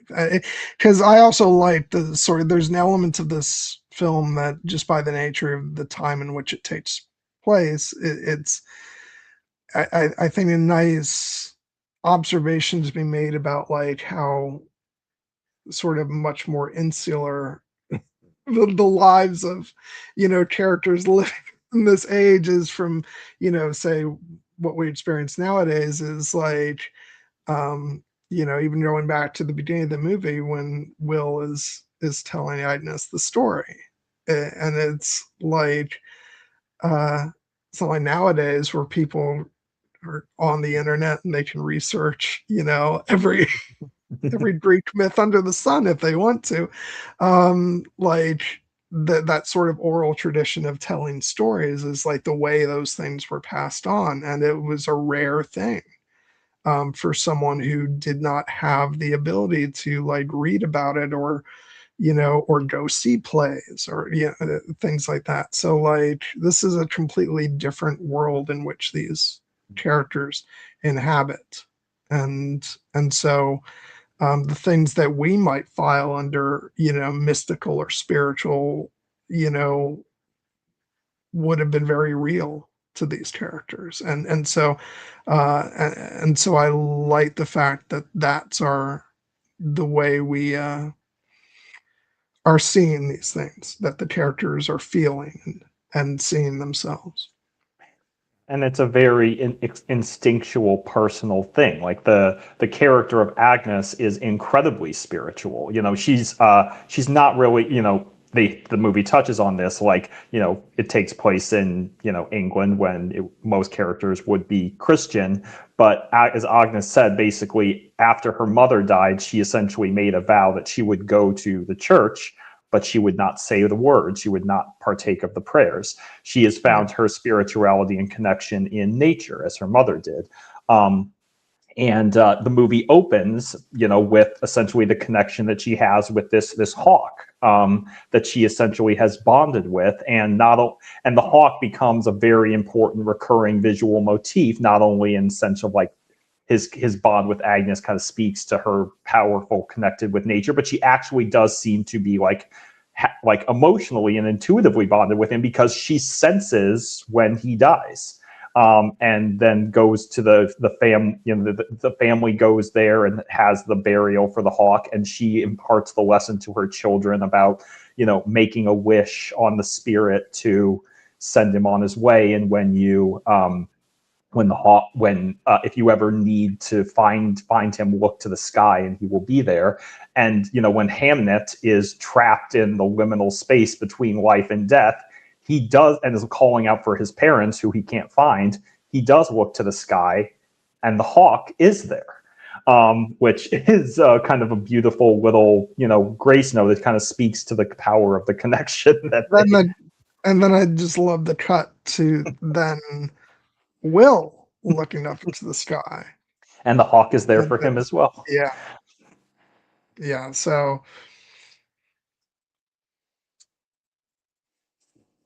yeah. So yeah, I just like the idea that this is,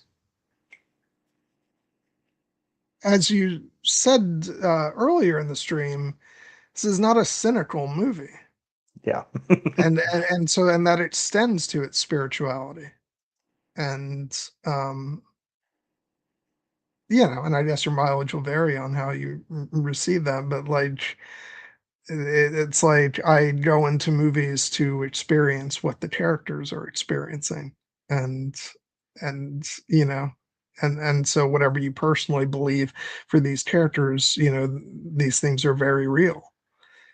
and and so I think it made sense that the film is you know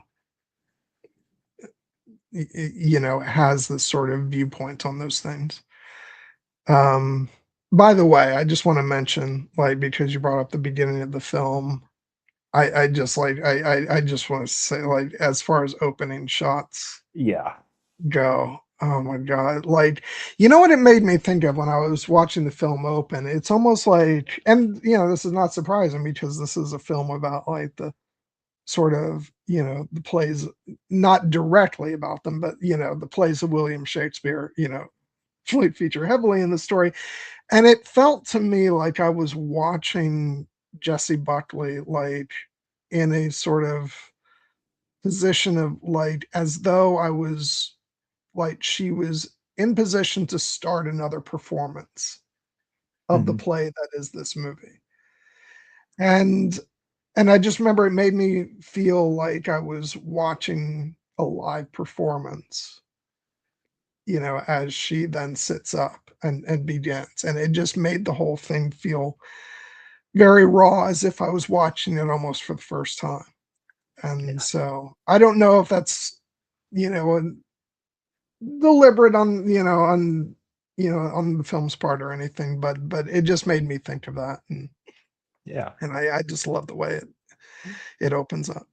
Yeah, no, I think that all that's there in the opening shot. Also, obviously, the scene is meant to evoke very much a sense of like an embryonic, Yeah. beginning, and like essentially she's in a Hi, like a Cassie. hi Cassie, she's in essentially the fetal position, almost as if she was before she was born, and then she wakes up and is born into the world and to the sun, and it's obviously that imagery is very deliberate, and the movie doesn't try to hide its references there. And the way the shot is framed, the cinematographer, his name is Lucas Zal. He's a Polish cinematographer who had worked on a couple of films I'd seen, including Ida and Cold War, in which he essentially worked a lot with black and white cinematography. And in black and white cinematography, you obviously don't have the lush color palette that this movie does. So it's, to do a good cinematography in black and white. Yes, we agree with this, Cassie. I Total. absolutely could not agree more. Oh, by the Yeah. way, Cassie, did you get to actually watch the movie? Yeah. I think she I'm said she curious. was going to watch it in the chat. So hopefully she did. Yeah. Um, but yeah, so in the case of black and white cinematography, the staging has to be very deliberate so that you get the right shot and the right contrast. And then once you have the opportunity to add color to it, like in this movie, is just absolutely awash in gorgeous shades of green, and obviously the red dress that Agnes wears is meant to stand out in a very evocative way. And the deep blues of like the sky, and then kind of the grayness of the areas surrounding death and the city of London. This is this But is a by the way, gorgeously. like they really made I don't think they like it is what it was, but they really made London look like a piece of shit. Yeah. Like it is the absolute last place I would have wanted to be. Yeah. No, I mean, and that obviously again is a very deliberate staging choice, because again the character of Agnes is so connected to nature, and so even if she was not so worried about Judas's health, like she would never have been happy living in London. The fact that when Will is there, he is away from her, he is away from his connection to nature that he has forged through her, and so it makes sense cinematically to shoot it in a very drab way, until the one scene in London that is not shot like that is the scene at the Globe Theater, where Yeah. where essentially we get the vibrant beauty of life bursting back onto the scene. I oh good, I'm glad you got to watch it. Yeah, I know it's not the actual original Globe Theater, but like next time I go to London, I really do want to go to their recreation of the Globe Theater. Yeah, Uh, which I say next time I go to London. I haven't been there since 2009, so it's been a really long time. But whenever I do make it back there one day, yeah. because I think that would be a lot of fun. Uh, and would make me feel like I'll end up like reaching my arms out to the performers and be like, "What the fuck are you doing?" Yeah, yeah. I believe they built this recreation of the globe at Elstree Studios, so hopefully it's still there. Um, oh, have you read the book, Cassie? I didn't. And you know what? I think you had mentioned that before. It's and I'd just forgotten about it, but yeah, because I think we were talking about the audiobook at one point. Because there is an audiobook version of this which is read by Jesse Buckley. Have you listened to that yet, Jared? I have not, because I have the physical book sitting on my shelf, and when you told me that Jesse Yeah. Buckley did the audiobook, I'm like, I might, even though I don't normally go for audiobooks, I like to actually physically read them. I like, if I can have Jesse Buckley read in her lovely dulcet voice this story to me, I might have to take that option. So I'm saving it. I'm saving it. Yeah. Um, yeah, no, it's whenever I can get to it, like along with the 50 million other books and audiobooks that I have to read. Yeah, because I know, Cassie, because there was I know that the Jesse Buckley version was obviously done for, you know, to coincide with the release of the movie. I know it wasn't the first one put out. So and but yeah, like I'm not going to like. There's no way that I'm not gonna listen to her version. I'm very superficial that way. Um, but uh, but yeah. So okay, what was I talking about before we We got were on? essentially we were talking about the cinematography and the beauty Oh of the yes, yeah, opening yeah. shot. Um, yeah, just the cinematography is gorgeous, which actually brings me to like comparisons to like obviously Chloe. I wouldn't do Chloe Zhao the dishonor. Like she is her own visionary. Having said that, like I would not be me if I did not also say that there was just a little bit of touch of Terrence Malick in this film, Yeah. and to with the way that not just the way it was shot, but the way it was edited and the use of dialogue, where it's like there are moments where even if the characters are saying lines of dialogue, you almost feel like you're listening to their inner thoughts as they're speaking, and that is a very Malicky thing to do. But I think that this movie has much more, like it wears its heart far more on its sleeve than any Terrence film ever had. um Definitely much easier to feel the emotions in this movie than yeah, and I am a huge Terry Malick fan, but even I will admit that at times it feels like he's challenging people to dislike his movies. Um, but yeah, I just and also as long as we're talking about the craft, this is an excellent uh I think this is an excellent point to talk about the music of Max Richter, which Yes, is please. so unbelievably like integral to this film. Because and it's interesting because obviously the show-stopping musical moment comes at the end of the film, but I've since like listened to the score numerous times, both through watching the film and listening to the soundtrack itself, which I did in fact order a physical media copy of the Nice. soundtrack. Um, and it's just like, in a lot of ways, it's a very subtle score, because it actually sort of builds throughout the film. Its themes are sort of more reserved and quiet, and but I just think it's got a really sort of haunting theme through the use of both like the vocals that he uses. It almost feels like it's an angel singing at certain points, um and like strings, and I just it's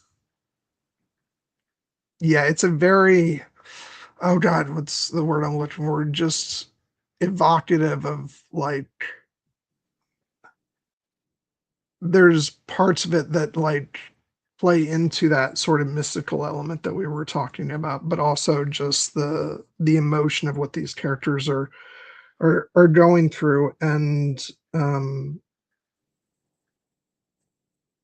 like it's funny, like the conversation was being had, and we've touched on this ourselves, the fact that the film ultimately at the very end of the film does use Max Richter's piece on the nature of daylight, and the fact that I guess there had been some conversation going on amongst film score fans being a little grouchy about that fact, and because the actual piece that Max Richter originally composed for the end of the film is actually on the soundtrack. Yeah. Um, and so I even feel myself being conflicted just a little bit because I do feel like that, and that track actually does find its way into the end credits of the film, Yeah. um, as like sort of the final musical, note of the film as the credits roll. but what's beautiful about that piece is that it really is like the sort of musical crescendo of the the thematic ideas that he's been sort of laying the groundwork for throughout the film, but almost like in a more subtle way. And in that final piece, it like transforms into this beautiful, like uplifting, transcendent piece of music, which was used in the trailer to great effect, which I'm happy about. But then you have the piece that Chloé Zhao ended up using uh, in for that final moment in the film, which is Max Richter's own "On the Nature of Daylight," and like just there's no other way to say it. It is like one of the most hauntingly breathtaking, emotional pieces of music ever written. Uh, and I do think it does something for the end of the film that th- that you can't and I get why they used it because it was used in the actual filming of the scene, and like they were playing it like as they were actually shooting it, and like it feels so tied in, like once you hear it there, that like I wouldn't have wanted them to pull it out and use something else. So like I said, I feel very conflicted about that because I'm always like I like the fact uh that the original music for the scene like pays off, so much of what the film had been building up to at that point. But I feel like the piece that's actually there does the same thing. I think it's like this. It feels like this emotional exhale that Yeah. comes at that point in the film, and just like I can't even describe the way it made me feel. Like, and we'll go into like the way that whole scene is built, but just, and maybe it's because I'm also familiar with the piece, but like rather than distracting from anything, I just remember when the piece comes in, I was like, oh fuck. That kind of feeling, like I'm already like on the verge of tears, and now, or not even on the verge, like I was there, and now they've decided they're just gonna completely lay waste to all my emotions Yeah. for the very end of the film. I think all of the music is just so brilliant the way they did it, um and it's so tied into like why the film worked so well, um and yeah, as far as I'm concerned, you can never use that piece of music too much, because you know what, it worked on me in I know first it was used in what's the Scorsese film? Shutter Island. Shutter Island, but the thing that I always think about is its use in Arrival. Yeah. And so it's just, I guess it's just something about that piece of music that works exceptionally well with stories about grief and losing children. But yeah, it was just amazing, and overall, like I think the soundtrack itself was one of my favorite listening experiences of the year, um and yeah, I just cry thinking about that music. So Yeah. It's a phenomenal score. It irritates me that the discussion around the score became so centered on like the fact of like the use of "On the Nature of Daylight," and was it like, did it deserve to be nominated for an Oscar because he dared to reuse a piece of his own music that he wrote? yeah, Not somebody else. And I get why it became a discussion, because unfortunately, like Arrival did get disqualified from original score because it used the music, the "On the Nature of Daylight" too much, they ruled, even though that's kind of the point of the scene. But in this case, it's like it's just there for the one scene, and then you have an entire rest of the movie of phenomenal music. I in particular love like Agnes's theme, and which kind of and just the way that the score uses not only strings and piano, but the vocal elements, like the kind of the women's choir with the soprano notes that kind of come into most of Oh, the don't we yeah, know it, Cassie? don't we know it? That kind of come in at key emotional moments. Like in particular, I'm thinking of the wedding scene between Agnes and Will, and when she enters the church and kind of the choir is picking up, and then she just kind of whispers, "Look at me," and then he turns to look at her, and it's just so gorgeous, gorgeously framed. And then yes, the On the Nature of Daylight, like it's one of those things where like I've listened to the alternate track that they were originally planning to use, and I'm like, if that had been the movie, I would have been perfectly happy. But now that I know that we have it On the Nature of Daylight, I was like, I would never want to take that away because it's so perfectly timed to the scene, and it's one of the most beautiful and acclaimed pieces of music written in the 21st century. So use it and go with God. Yeah.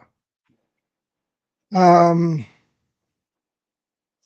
yeah, it's like if the composer of the actual piece is also composing the rest of the score of the film and he signs off on doing that, then like, sorry, I don't want to hear about your complaints about it.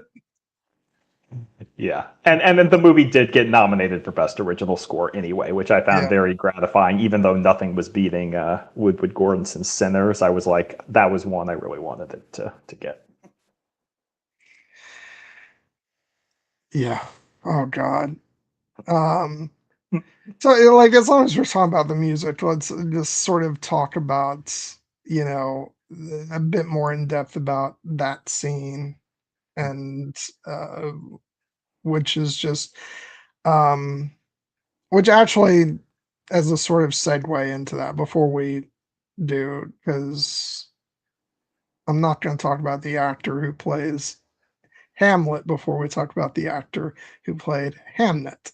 Yes, Um, kind of an important character. yeah. Um, so yeah, directed by Jupe, Jacoby Jupe. Jupe. It's Jacoby. Okay. Yeah. Um, yeah, just what a like all the kids were great, but fuck. He's just so good. Like, we've talked before about like how difficult it is casting child actors. And hey, Nina Gold, shocker that that she knocked it out of the park. But yeah, just I was blown away by just I mean, just so many moments like, you can point to when he's, sort of, in that in between space and, and like calling out for mom and, and like all that stuff. But, then also just the emotion that he goes through when he realizes his father is leaving again. And I just adore that moment in the movie. Just, um, you know, will you be brave? Yes. Will you be brave? Yes. Will you be brave? It's just such a heartwarming moment. And but then on the other side of, once they say goodbye, the scene with him and Agnes where, you know, she's talking with him and, and he's really sad and you know, and talking to which then feeds into the final scene of the movie where he's talking about being one of father's players, you know and it just like it's just such a beautiful wonderful performance. And um not to like take any also I want to make sure that like I really give props to also Olivia Lines, who plays Judith, and also Bodhi Ray Brethnock, who plays Susanna. Like they do great work too. Yeah, Cassie, we're all cautious when. Yeah, well, we're cautious except when it's Nina Gold, because next week we're going to be talking about the triumphs of Nina Gold's ability to cast children that can carry the world's most popular television show for 8 seasons.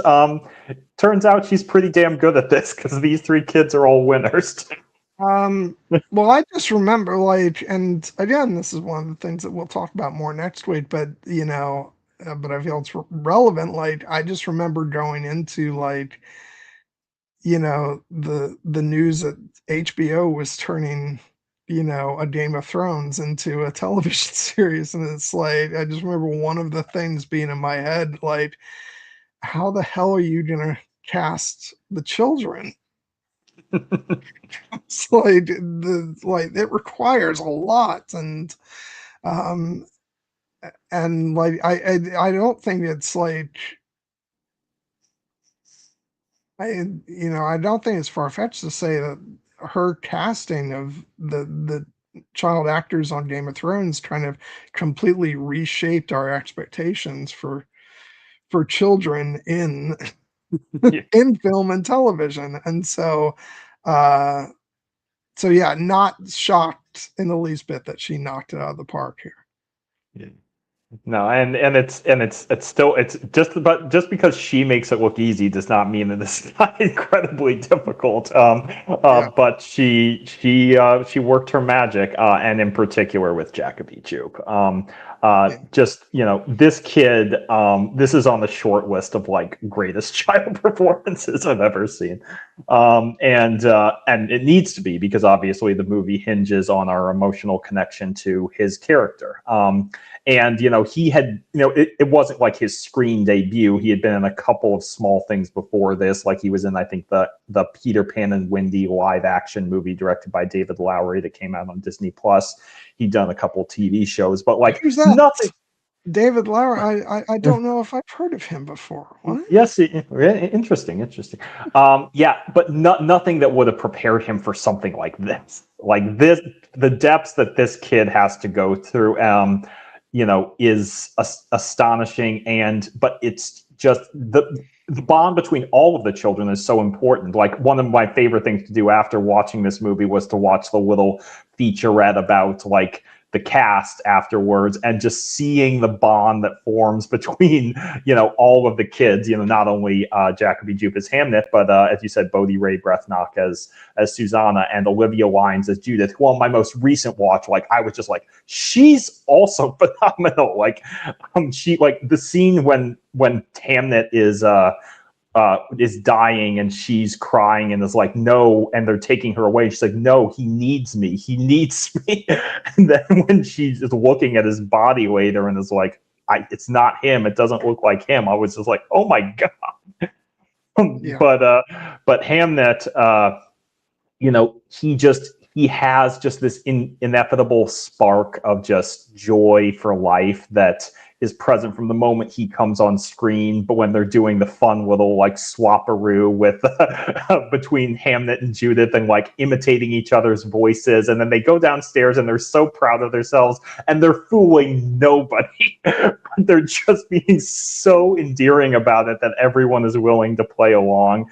And then the great moment when Will has the kids put on the plate the scene with the witches from Macbeth for Agnes, and they're all just so into it and like hamming it up in a way that like children would try to acting would ham it up, but that like these are actually kids who are acting and they're making that choice deliberately, and then they get to play much more like rounded emotional beats later. Like the connection between them all, just like they feel like a real family, like in that scene, and they say as much in the aftermath. But in particular, this scene was also in the trailer. But Hamnet's farewell to his father, when they're all saying, they're all hugging and they're all kissing and they're all saying goodbye. But then Hamnet is the one who gets the last hug. And then as they're stepping away and they're they're both like looking after each other and saying bye, bye, bye, bye.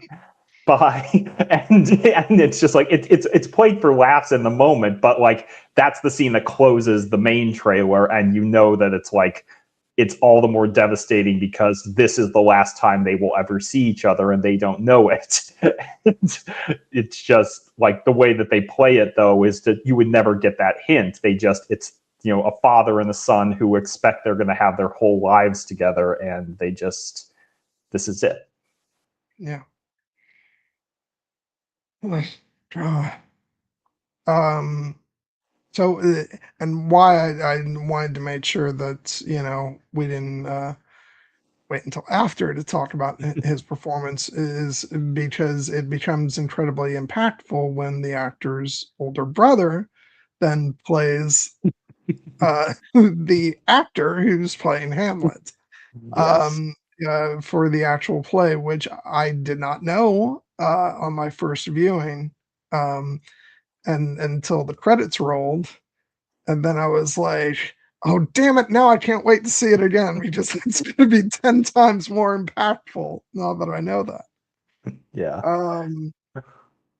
And yeah, just like and we've talked, been talking about the sequence throughout the stream, but just like the whole thing is uh, just as we mentioned, like it could easily be dismissed as like, well, not easily, but I know some people probably have done it where it's like, um oh, you're just doing showing Hamlet for the finale of the movie, but no, that's entirely besides the point. What's going on is the emotions of our main characters, and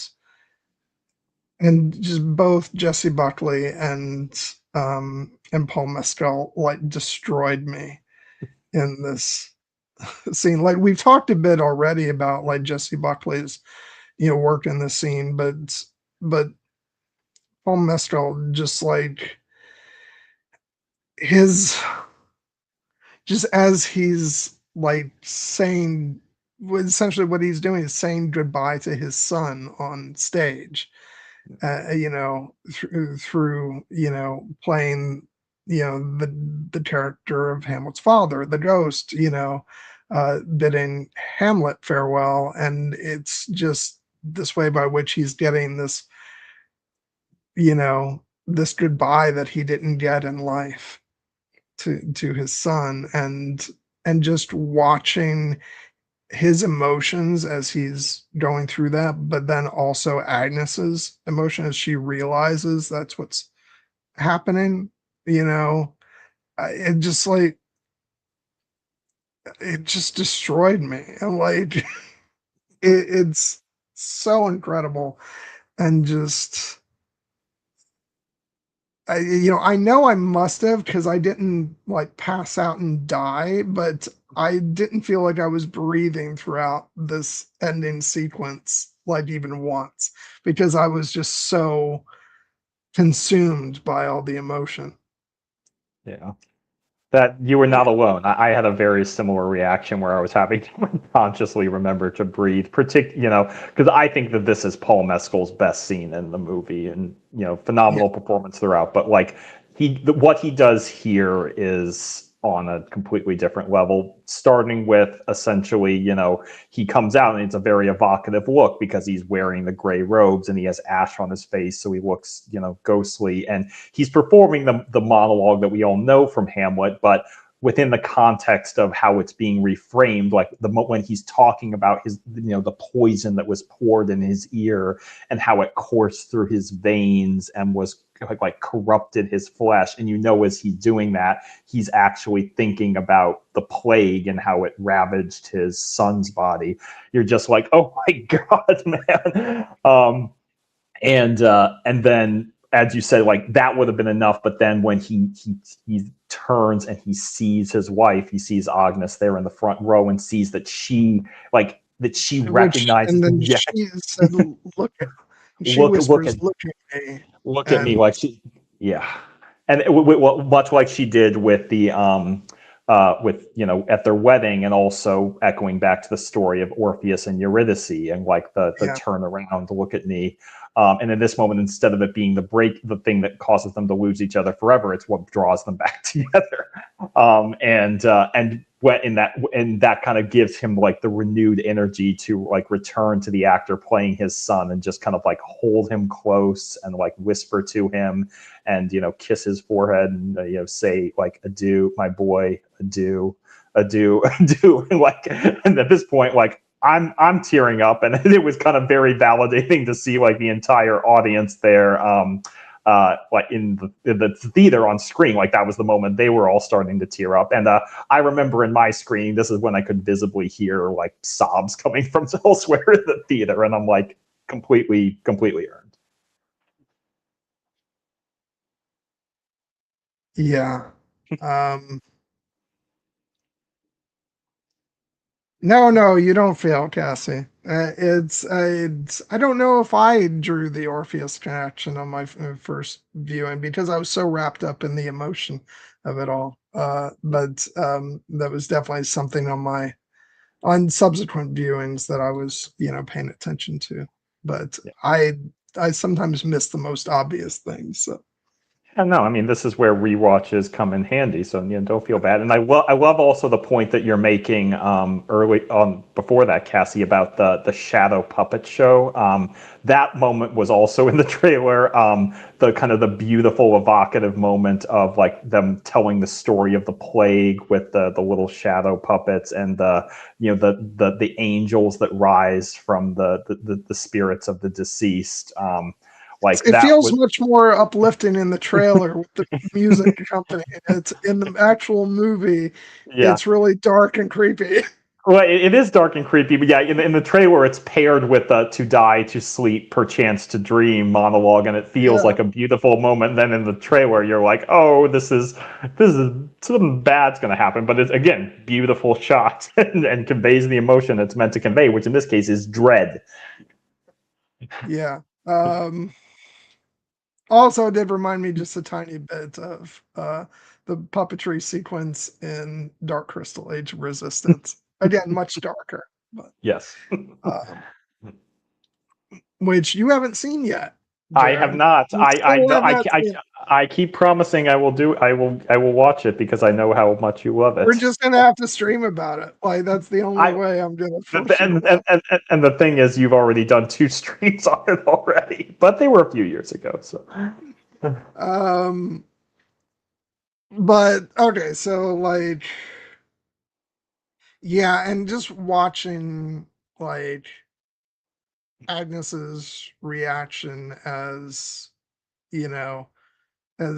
you know, Hamlet comes out onto the stage, and so obviously, aside from the name, obviously, but also like the way he's made up is very specifically meant to evoke their son, and uh and just watching like because prior to that she's very like she's angry about what's going on because she feels like um that Will's just using their son's name and she doesn't understand like what does any of this have to do with with my son uh and to the point where she's like yelling out like don't you speak my son's name and like because she's like understandably outraged because she doesn't understand but then it starts to dawn on her what's actually happening and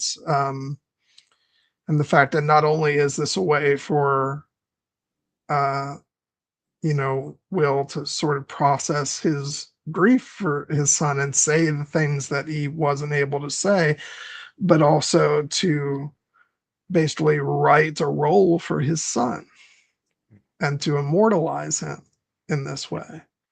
And and just watching like Jesse Buckley's performance as Agnes starts to understand that and then gets caught up in the story because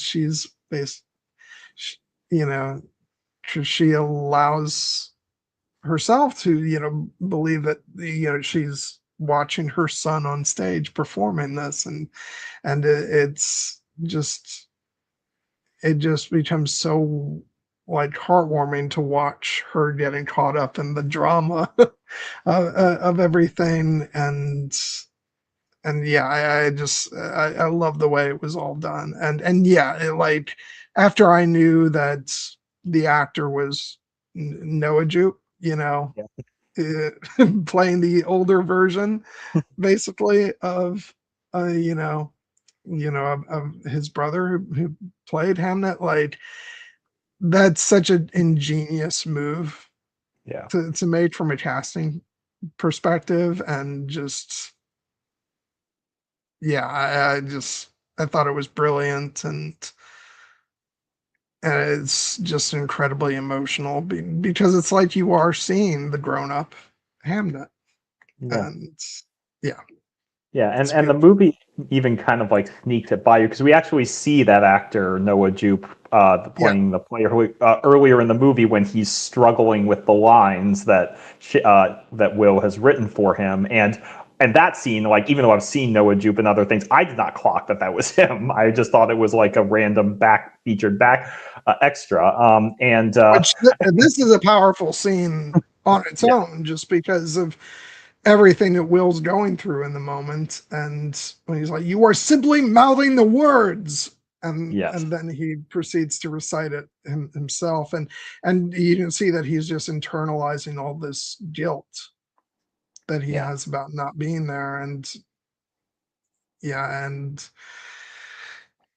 yeah, that's an incredibly powerful moment. So yeah, but you don't clock that that's like, even though it's the actors reciting Hamlet's lines, it's a totally different thing when he comes out onto the stage made to look Yeah.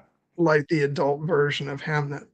Yeah, which obviously they did. They saved that reveal for the moment because it's the moment that the characters are learning about this as what much as the audience. Yeah, But it's so impactful because that earlier scene with Will where he's getting angry at the players for not putting the feeling into the lines. That is right after Agnes has basically told Will like you should go back to London. Like we're doing just fine without you, and like their relationship is essentially at its lowest point.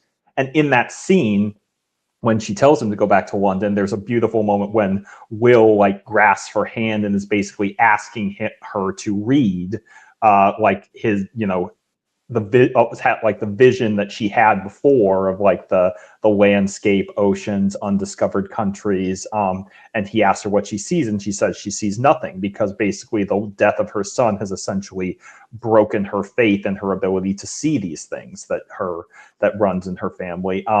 But there's the beautiful moment when she's talking to Hamnet earlier when she's talking about what do you wish to do, and he wants to be one of his father's players, and he asked her what she sees, and she says, "I see you in London working with your father on the stage." And then in this moment, when she's recognizing that this is what she saw, this is yeah, like so her vision was actually not wrong. It was just in a different context than what she previously understood, and that's part of her like emotional release and catharsis because the two are inextricably linked in this moment. And yeah, I just found that to be an incredibly powerful moment. All the more so as the drama of the play continues to build, and like obviously the big scene that we essentially get to see in full is the duel scene when the treachery of Claudius is revealed, and Laertes and Gertrude and Hamlet are all poisoned, and then after Hamlet kills Claudius, and then he turns to the audience and is giving. Again, Noah Jupe is a great actor, but in that scene, I did find it actually amusing that like he's doing the kind of the actorly way to die, the like my chest, kind of like hamming it up a little bit, but then as he sinks down a little bit and he's starting to feel the weight of it more, and that's the moment when Agnes reaches out to him and touches him, and just the look on his face is like the charge that goes through him as he gets as he doesn't know this woman, but he can sense what this means to her and the effect that he is having and the effect that she in turn is having on him. And then I talked about this when we talked about the movie on our Oscar stream, but it's been well documented that this moment when the entire audience reaches out to Hamnet and touches him, and then he raises up his hands to the theater, to the world, and they all reach back.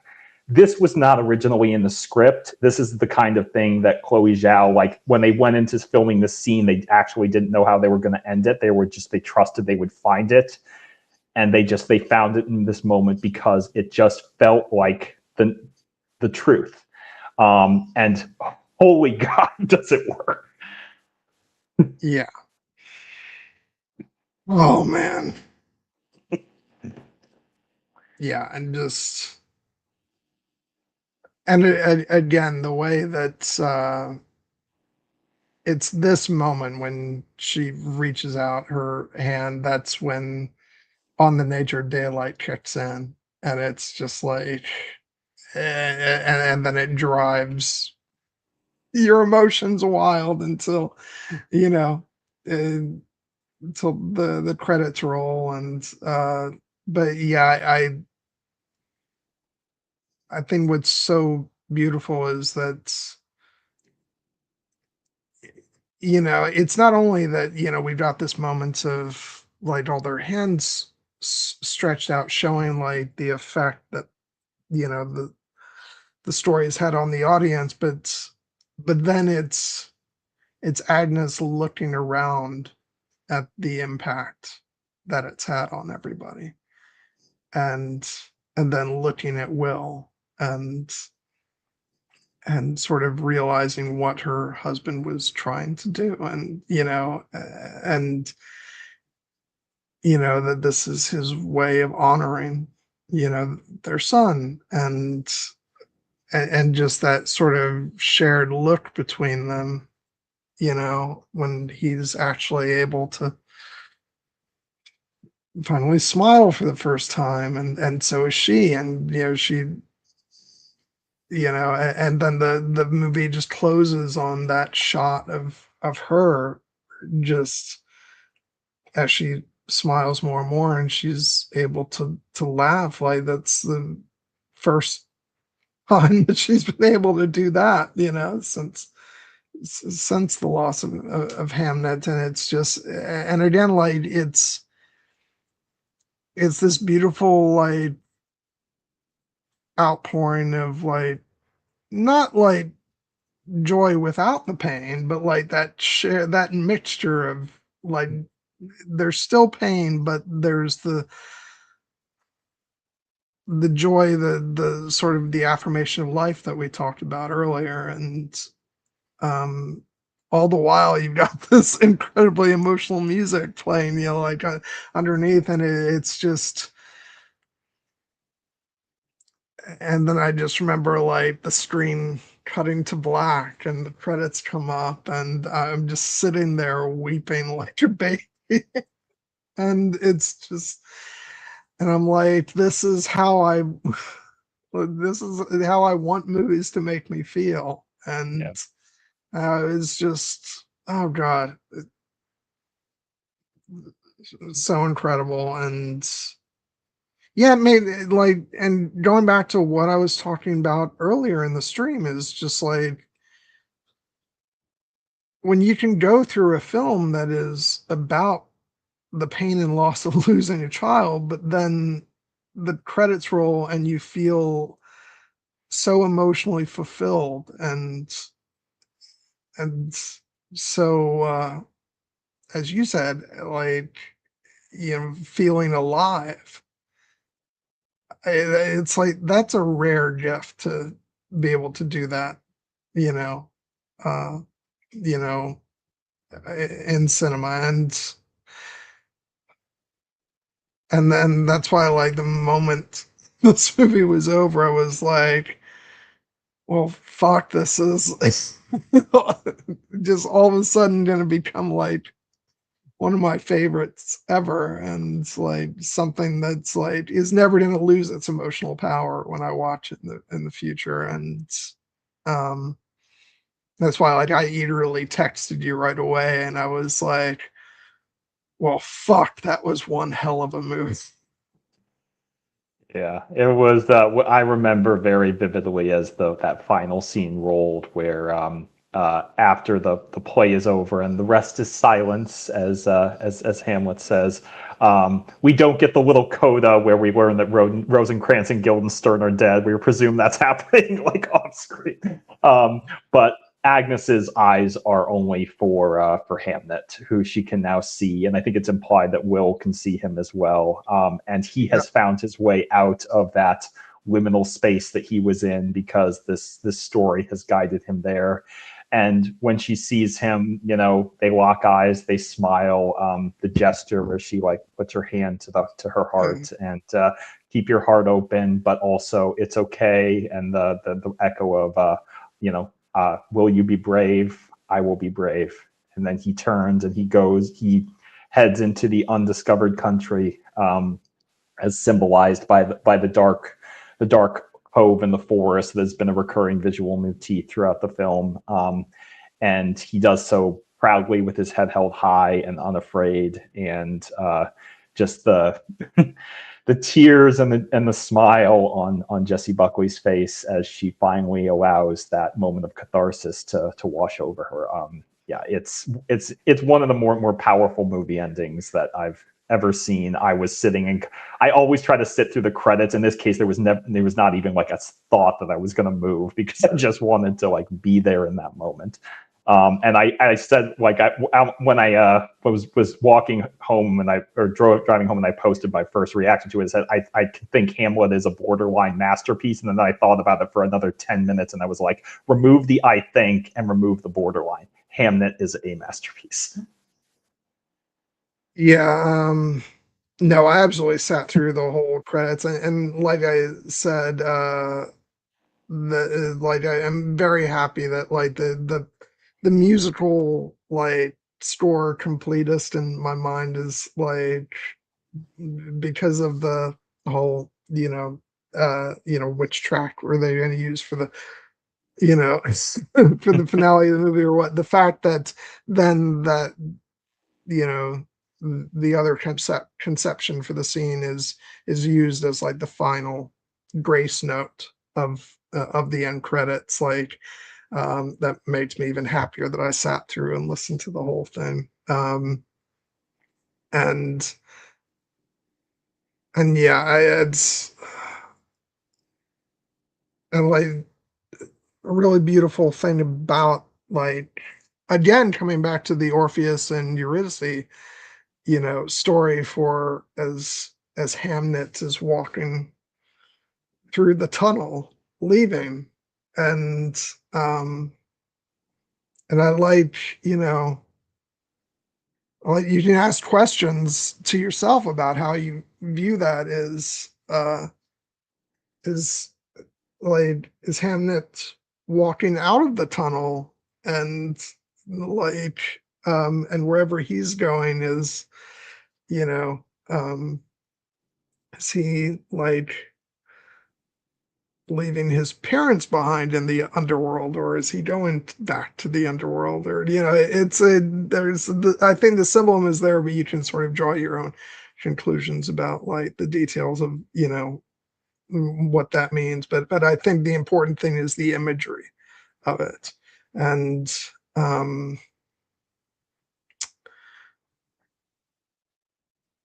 I just yeah, but all of that is secondary to just the emotion of that last look between him and his mother, and then also Will looking over and seeing him as well, and yeah, that gesture that you know that Agnes does, and just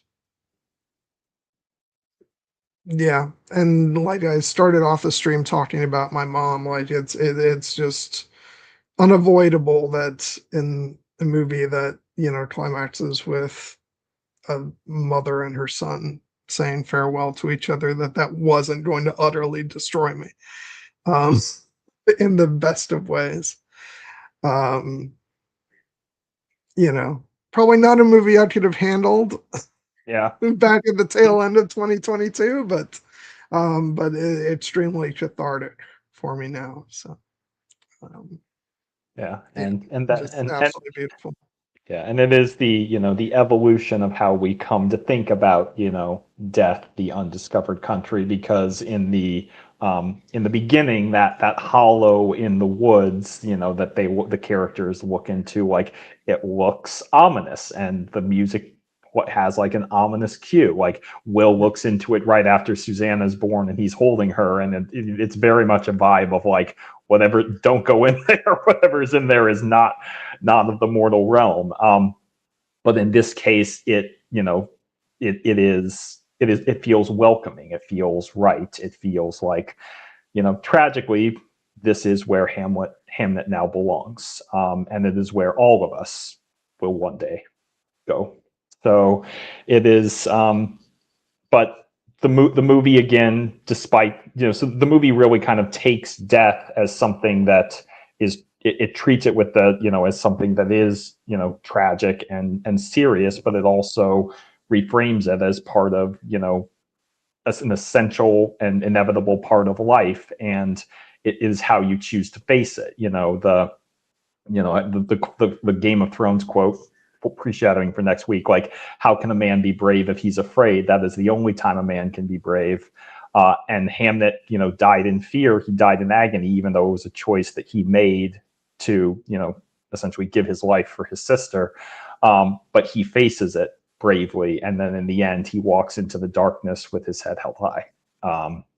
And so, yeah, it's beautifully staged and beautifully framed, and it was the perfect way to end the movie with, Jessie Buckley's, laughing, smiling, face, with the sun. Once again, she has opened her heart and turned it to the sun. Yeah. Oh God. Yeah. Whew. Yeah, I finished watching I finished my rewatch of this movie shortly before we started the stream, and I said, "Oh, this isn't going to be an easy one to get through because there's so much emotion." But yeah, but it was just a joy to go through all that with you. Before we start to wrap up, I know there's things that we missed because I think for the most part we kind of focused on the emotion of the film, rather than covering every beat. But is there anything that you wanted to make sure Um, to single out that maybe we missed?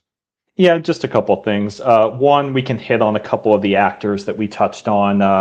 David Wilmot, who plays Shakespeare's father, John. He's not a huge part of the movie, and he's not the kindest presence. He is. It's He's a real implied that, bastard.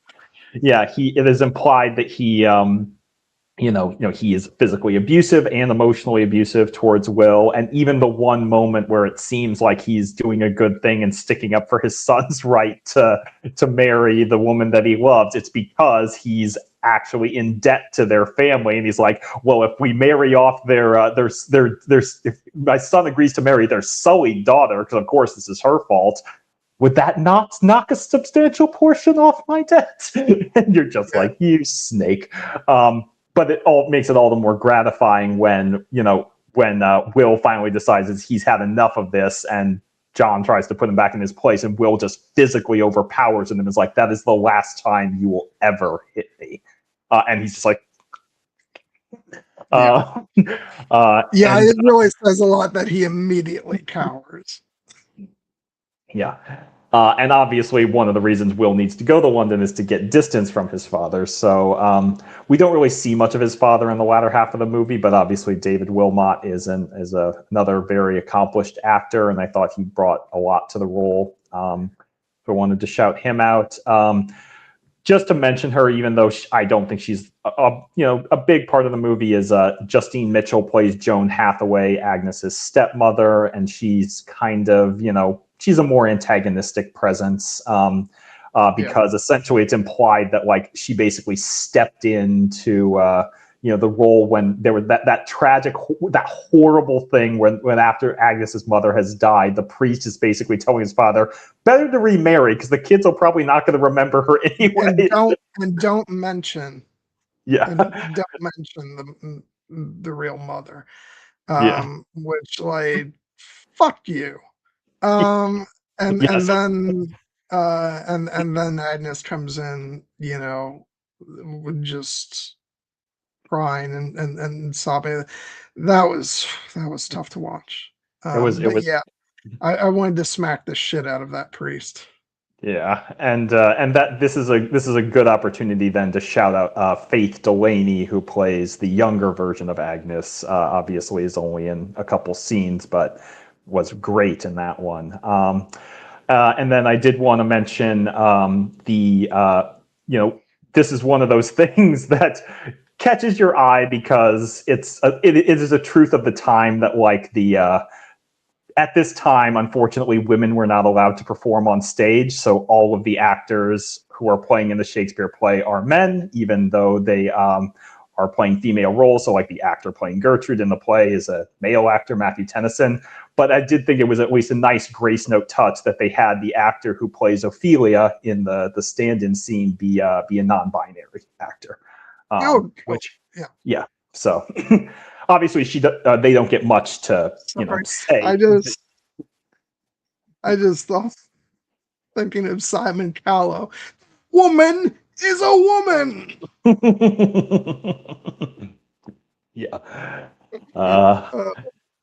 Anyway, but yeah, it's connections abound to Outlander. Outlander to Shakespeare in Love, back to Outlander again. Yes, the cinematic universe of the 17th and 18th century England. And then I just wanted to shout out a couple of the craftsmen who were nominated. The costume designer Malgosia Trzonska, who designed the iconic red dress for Agnes, as well as Will's look.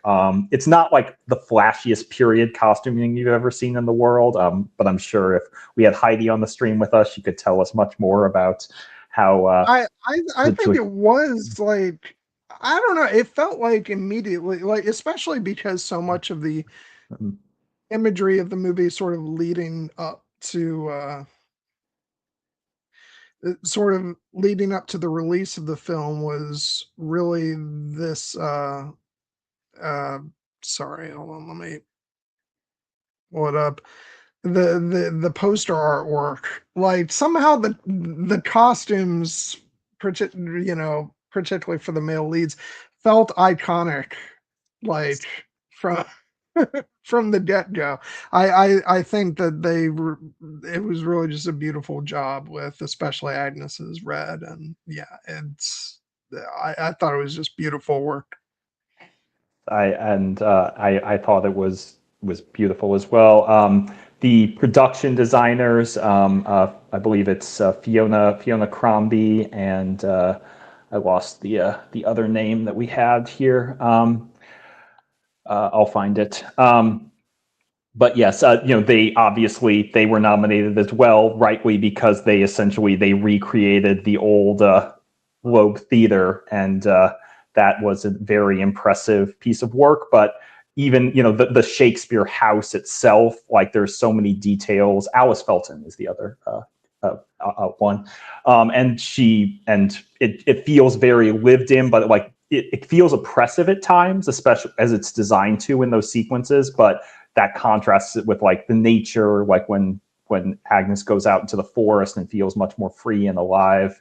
I thought that was beautiful choices. And then I wanted to shout out the editing, because I think this movie is beautifully paced and wonderfully edited. And Chloé Zhao actually edits a lot of her own films, and she was a co-editor on this one. But when I saw that she had a co-editor and I looked at the name, and it's Alfonso Goncalves, and I'm like, I think I've heard that name before. And I looked at his filmography, and I saw he also edited Carol, and I was like, of course, that helps. That's a beautiful connection between two movies I love dearly. Yeah. Yeah, I like I was saying before, I think the editing kind of definitely helps with sort of the feel of this movie, because also there's times when there's like gaps in time, and this film does not do the traditional thing of let's give a title card to show you like how many years it's been. It's like I think it trusts in the intelligence of the audience to sort of follow along, and the editing just sort of makes you feel, even when it just goes from like, if it cuts from one scene to the next scene and it's like 5 years later or something, somehow you still feel that passage of time. And yeah, I just, in the way certain scenes are laid over each other with the dialogue and stuff like that, I thought it was made it feel very poetic, and hence the sort of, it kind of reminded me at times of a Terrence Malick film in certain ways. It had that. I think I feel that because there's a similar dreamlike quality that the editing is able to convey. So yeah. And then the last person I'll shout out is the author of the original novel, Maggie O'Farrell, who served as the co-screenwriter and producer, co-executive producer on the film. And there can be a mixed track record sometimes when authors who are not super, experienced screenwriters try to adapt their own work. That can be hit or miss. In this case, Maggie O'Farrell crushed it. Again, not having read the original book that it's based on, but looking forward to doing so soon. I thought that she took what seemed to make her novel special and unique on the page and found a way to translate it into a different medium. Yeah, I would not have complained one bit if they had won adapted screenplay for this movie, but it was not to be. So yeah. Oh yeah, I've just looked it up. Of course, it was one battle after another. It was, which again, I like that movie far more than you do, but I would also have given it to Maggie O'Farrell, because guess what? Paul Thomas Anderson got his Oscar somewhere else anyway. Yeah. Oh, I almost made it through the whole stream without being grouchy about one battle after another. Oh well.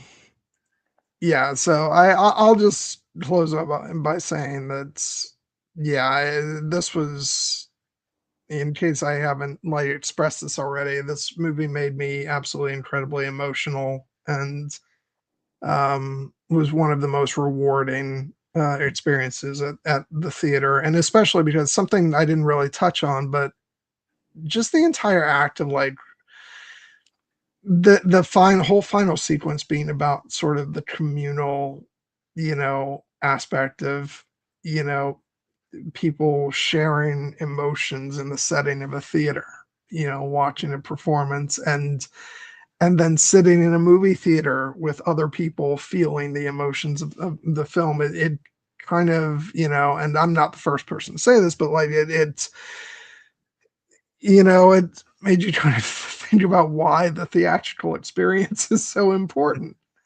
And that you're not going to get that feeling from just watching something at home. And so I thought that was really beautiful to experience. I got to experience not just once but twice in the theater, and I was very happy about that. So um but yeah, and I'm glad that we could finally talk about it at length, because I know, like, I really enjoyed mentioning it somewhat briefly on our Oscar stream earlier in the year, um, I remember even then, I think we were talking about the fact that we've got to do a stream on this so that we can, really communicate our feelings about the movie, because it certainly deserved more than like the 10 minutes we spent on it.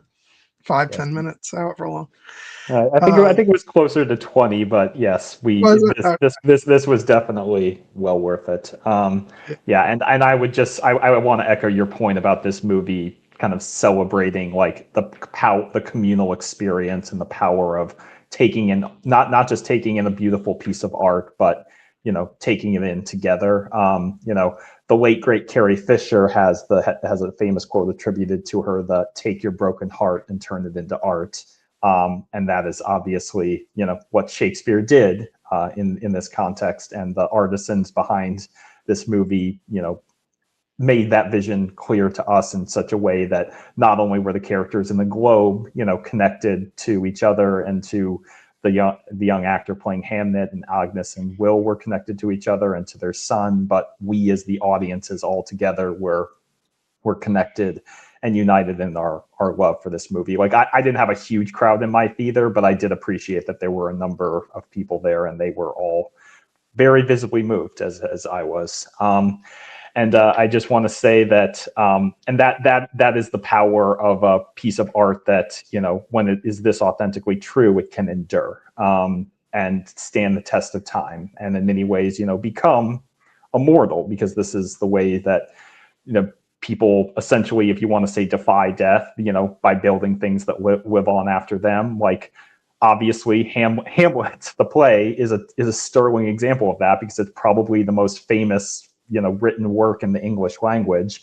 And it was born, now we know, as we know, out of a story of loss and grief, but also of love. And I mentioned this quote when we talked about it before, but the quote that Chloé Zhao, had building about off of the speech from Hamlet, talking about the all living things must die, passing through nature into eternity, and eternity is in some ways love.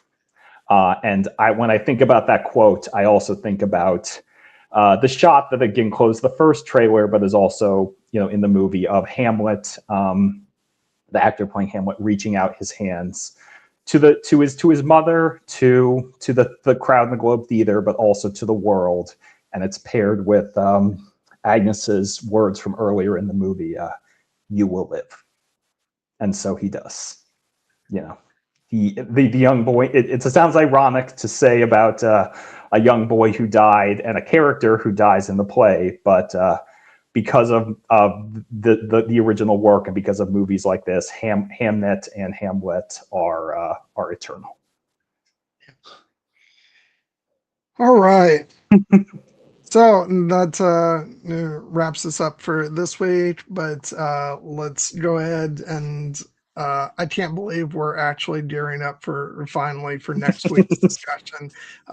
Feels like such a long time coming, and I'm really geeking out about it. First, I should say it's as we've been saying, it's our uh, the official 100th episode as Yes. co-hosts, which I'm still floored by, because that doesn't seem real. Like, Yeah. how has it been? How have we been like? How is it 100 episodes ago that I said, "Hey, Jared, would you like to come on and and be my official co-host?" Because it feels like such a shorter amount of time, uh, Yeah. and so I just find that wild.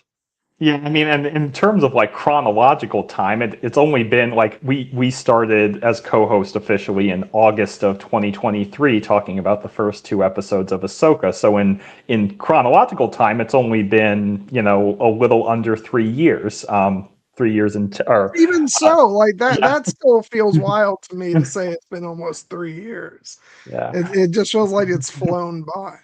yeah. Um, but that makes sense. Okay, yeah, it was Ahsoka, and unfortunately, that was nearly 3 years ago. So We're getting it back in 2027 finally, but it would have been absolutely perfect symmetry if we could have done our 100th episode on the net season 2 of Ahsoka, but yeah, that was not to be. So we're going to so talk about something else that's dear to yeah, our hearts. next the next best thing, and we are finally going to be talking about Dum Dum Dum Game of Thrones. Dun, Yeah. dun, dun, dun, dun, dun, Dun, dun. dun, dun. Um, We are going to be celebrating the 15th anniversary of Game of Thrones. And not exactly. We have some wiggle room there because technically the first season was still airing, you Yes. know, around this time. So we're good. Um, and like Jarrett, how are we going to fit like all the things that we have to say into one stream? We're not going to. We're not It, to. this is like just basically us sort of whetting our appetites for one day when we can do a full discussion of the entire series. But but we have a lot to say, and We we're do. going to say it, and all of it might not be that popular to say, but Wait, we're still going to. We're going to try and conduct ourselves though in a not too snappy manner. yes. Um, but yeah, I can't wait. It's going to be so much fun, and It's like this is the reason, like why we're first and foremost. This was the reason why we came together as friends. yes. Uh, and so it's just so exciting. And even though we just recently talked about A Night of the Seven Kingdoms, which was our first Westeros discussion on the channel. This will be our first time tackling Game of Thrones proper, and that's just so exciting. Yes, it is.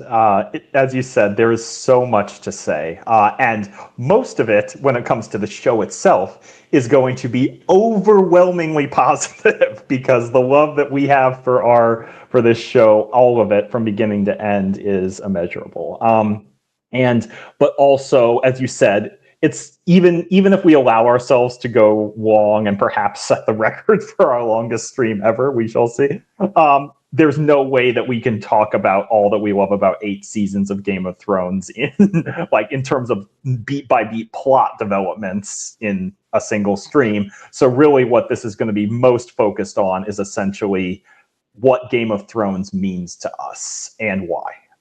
The fact that, as you said, this is a story that both of us came to on our own independently, and then over the course of several seasons and years, eventually we found each other on the line and bonded over our love for the show. And then tested that bond through the fires of the discourse, and it emerged stronger than ever. And our spirits on that front can't be broken. So we will, as you said, even if some of the things we have to say about the latter seasons might not conform to the so-called internet consensus, we are going to speak our truth, which is that we love the entire show. And Here's the problem. It's the problem, Jared. Like, uh, there is a part of me that wants to go into next week's stream and just give in to my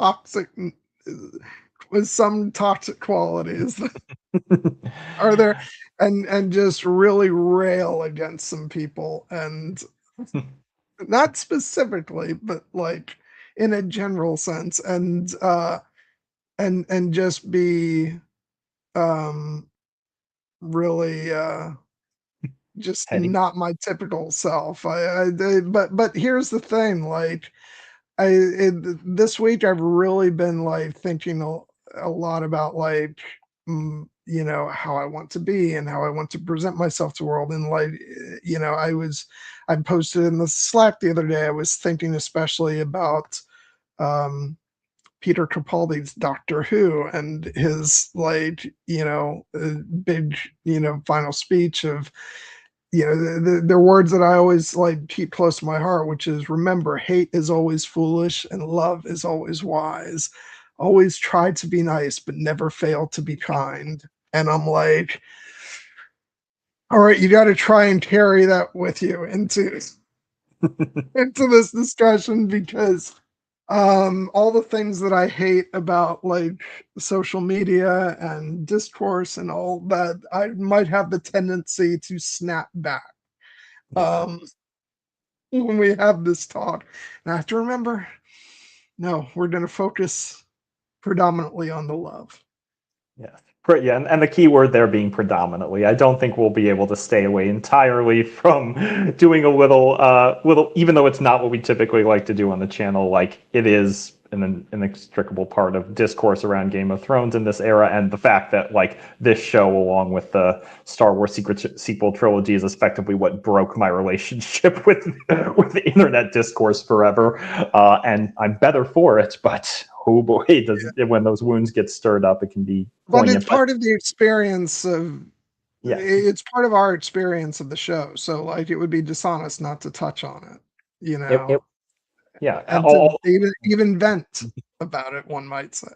yeah, because as we said, Gwen and I bonded over our love for the show, but also part of that bonding was when other people were taking pot shots at the show. We were like, I still think this is great. You think it's great? You do think it's great. It is great. And so it's part of Did we just become best friends? Yeah. yes. And so it's what we will try not to do is, we will not let that become the dominant thread in the discussion, because really, again, in keeping with the themes of our channel, like what we have to pass through darkness, like, and the themes of this movie, Hamnet, ultimately really what keeps us coming back to this world and this show and to these discussions is our love for the thing itself. Yeah. And there is so much to love. 8 seasons worth. Yeah. And so then after we do that, the next week after that, and I just talked to AK yesterday, and she's still on board for it. We're going to be talking about the 1995 movie Mortal Kombat.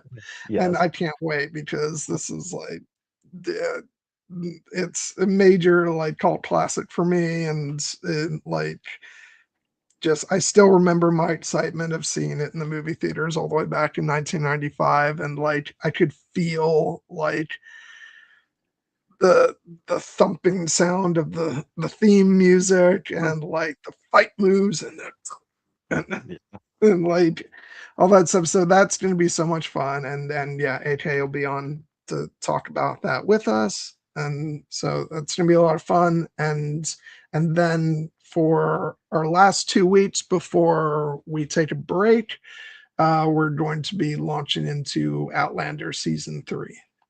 So looking forward to that. And so yeah, thoughts on those things? Yeah, I think Mortal Kombat's going to be, after the big emotion of our big 100th Game of Thrones discussion and our 100th episode, Mortal Kombat will be a nice palate cleanser, because that movie is just some good pulpy fun, and it'll be a delight to have AK on with us, because she's always terrific, and her enthusiasm is unbridled. So we're really looking forward to that. And then Gwen, you've got me hooked on Outlander. I'm kind of champing at the bit to get back to that after we wrap those discussions. I have not pressed forward and started season 3 yet, but I will once we're closer to the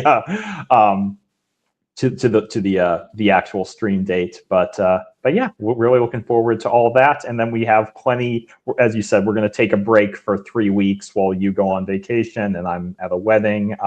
But then when we come back, we'll have more good stuff planned, including Outlander season 4, Project Hail Mary, which we were originally going to do this week before we decided to wait for the physical media release. And now that we've broken the Game of Thrones seal, we're probably going to have to talk about House of the Dragon too. Yeah. Oh boy. So yeah, we got lots of great stuff coming up. So, but thank you for everybody who tuned in tonight. And I don't know if you're still in there, Cassie, but thank you for joining us in the chat. And yeah, if anybody came to this channel for this stream and you liked what you saw, please like and subscribe and follow us along. We do a whole big variety of stuff. So yes. So yeah, but yeah. Any closing thoughts, Jared? I mean, I think I've used this as a closing line before, but given that it comes from this movie, I think it's very appropriate. I would just encourage everyone, keep your heart open. Shut it not in the dark, but turn it always to the sun. Yeah, well said. All right, have a great night, everybody. We will see you later. Bye.